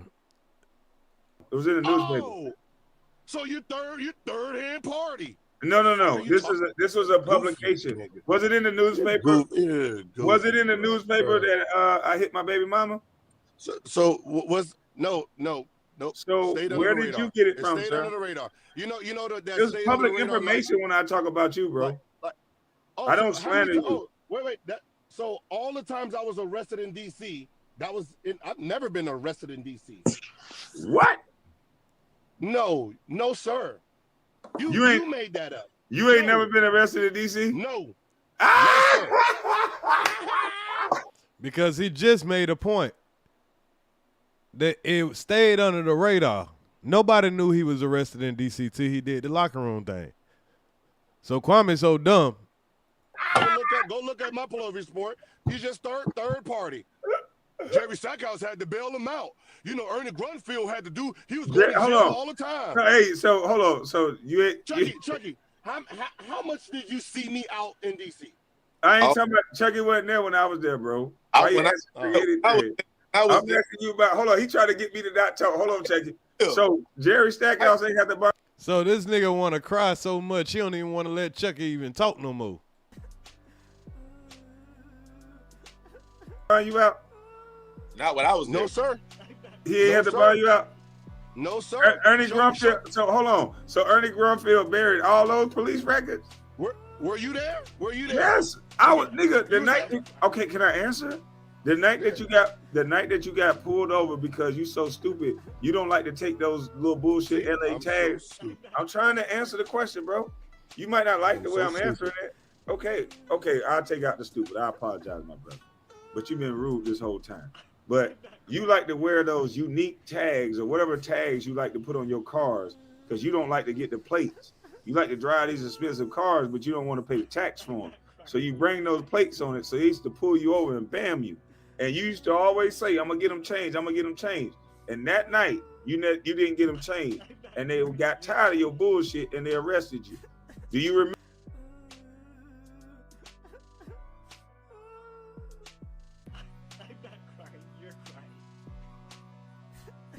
Remember when Jerry Stackhouse had to get you? Dude, it was I can even give you the name. We was outside of 1223.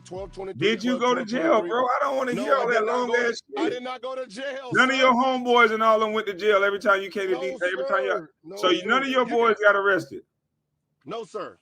Okay. Where's the police report? Where's the police report?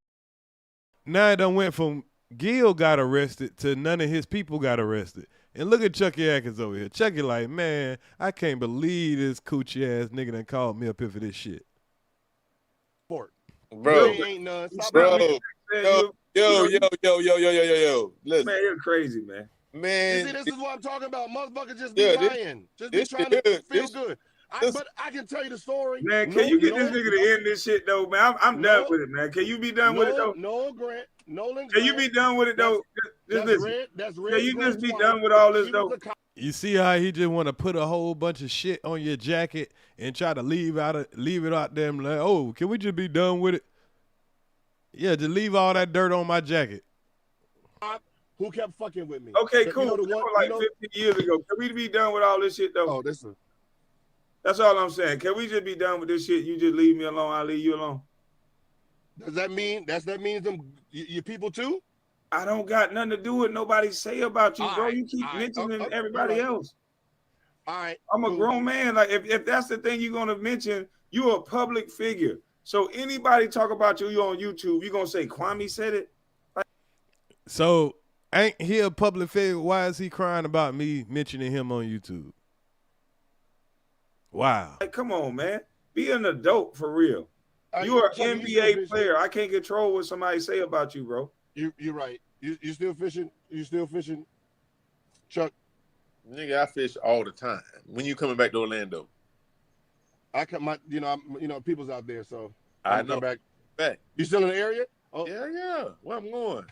I'm from Orlando. I ain't going no fucking where.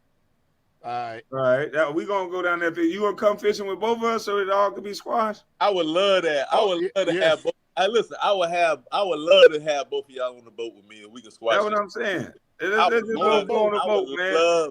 That would make my day. Listen, that would make my fucking that year. nigga. There's only two of us. Man, why I gotta be nigga, man? I'm trying to end it. Hey, Gil. Why you trying to be Gil, man? Hey, Gil, I would love for you to come. Man, this man here crazy as motherfucker, man. Chuck, only two of us coming back. It's the guards, baby. You know. So now I can't come back. I thought you said it was over. Man, Kwame, Gil gonna give you a big hug when he see you. Man, I'm trying to tell you. Y'all go dap it up, man. Listen, man. So it's over, Gil? It's over again. So if somebody else say something about you, bro, you can't keep using that. That's like rudimentary. That's kid shit, man. If I'm not speaking about you, judge me as a man. Give me the respect of a man, bro.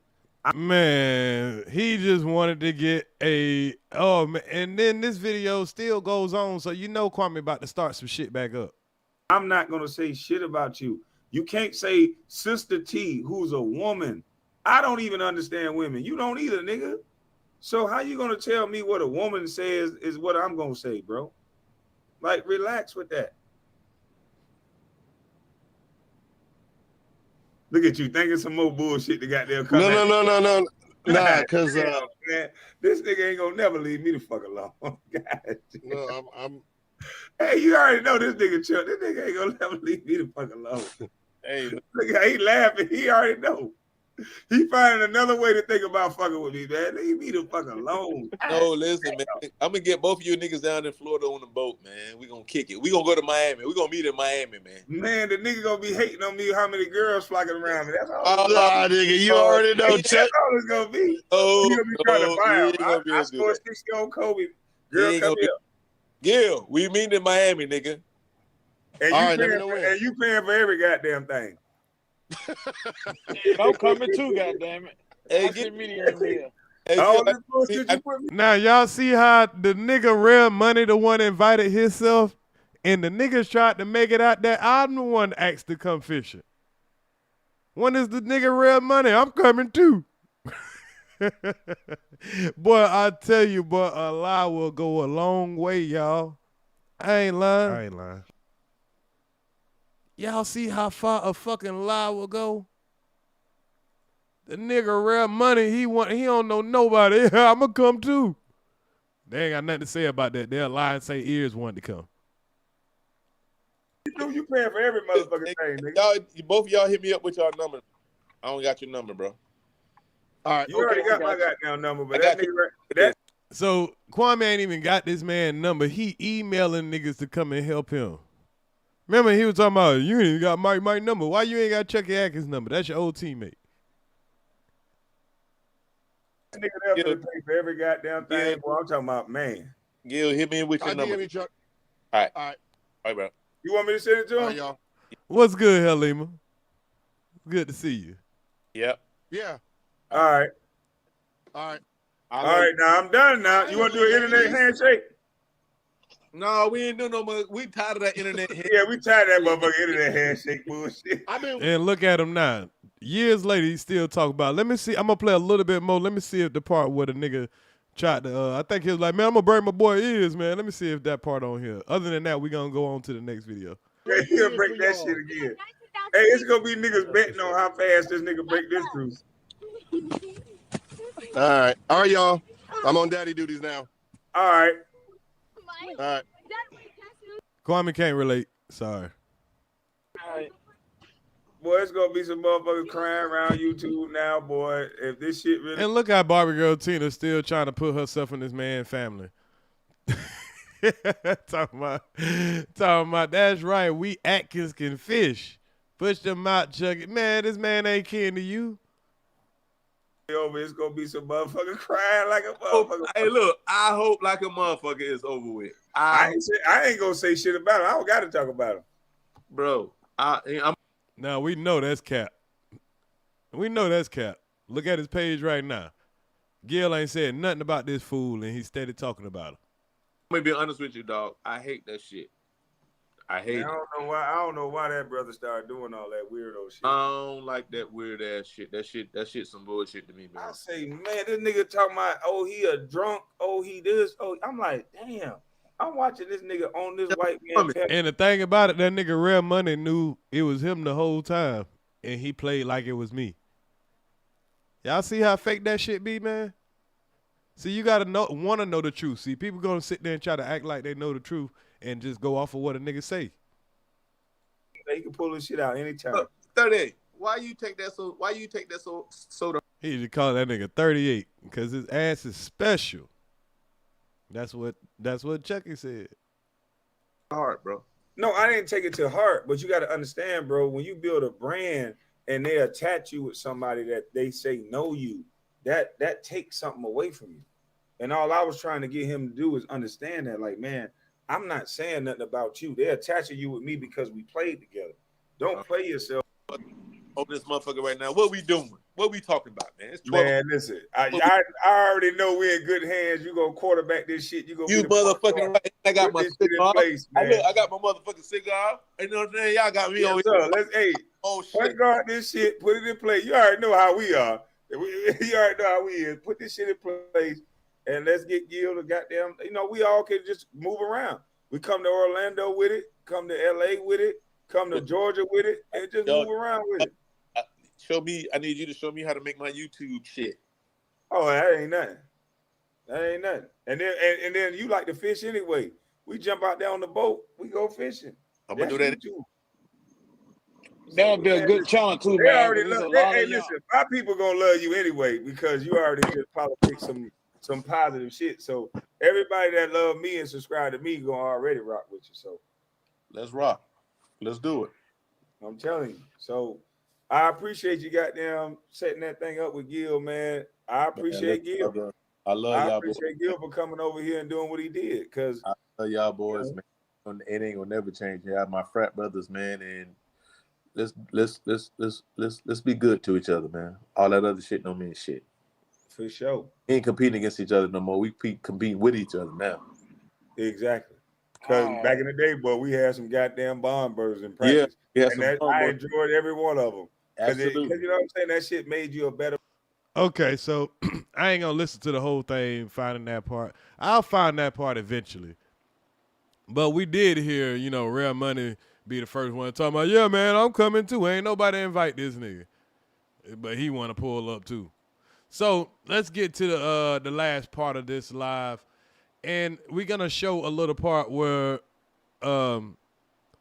we showed the previous two times what made Kwame, already be lining me up. This is a live that, I kind of stayed out of shit. I just pissed Gil off a little bit just to make Kwame happy. But pretty much with all the encounters, and like I say, Kwame called me to come up on this panel. I wasn't planning on coming on this panel. So now let's go to the live where we had the big fallout. The big fallout. Everybody know about the big fallout. So, but a lot of people didn't recognize the lead up to the big fallout. That the nigga was already in his feelings. Cause he was wanting me to take up for him more. I guess that's what it was.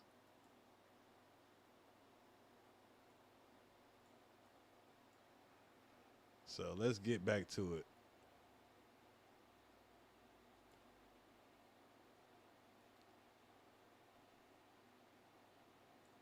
So first, let's hear what actually happened.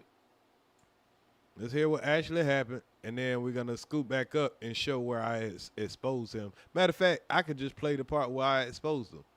So let's see where we at right now. Saying was in agreement with what you were saying, but like I say, what you thought I was agreeing to and what I was agreeing to are two different things. So yeah, you wanted me to be quiet on that, but I don't know where the hell you think I'm from. Where I just like, okay, well, damn, I'm like, damn, bro, can I at least make sure you're gonna reply on something accurate from what I'm saying? Because you're making it look like I'm agreeing with this nigga and I'm on this nigga team. I mean, you just said that. Framework every conversation. You keep saying, can I finish? Team something though. Why do you keep doing that? You keep saying, even when I repeat exactly what you say, you will say, you making it seem like. Now, remember that quote. You making it seem like. Because remember, his whole argument right here, because I made it seem like he's some punk. In what world can somebody make it seem if they're repeating what you say? But you use those same words. Huh? You use those same words when you was talking about me. So you repeated what I said verbatim, and I said you making it Well, seem. I know. I just thought that vocabulary was fair. No. I'm not talking about you trying to use if I said that and all this other shit. I'm saying sometimes when you use that context, it makes sense. But I said verbatim, bro. You can't use wordplay with me. Words mean something. Words mean something. But the whole time he's accusing me of agreeing with Gil. When I'm saying what you're saying verbatim, how can I be making it seem like something?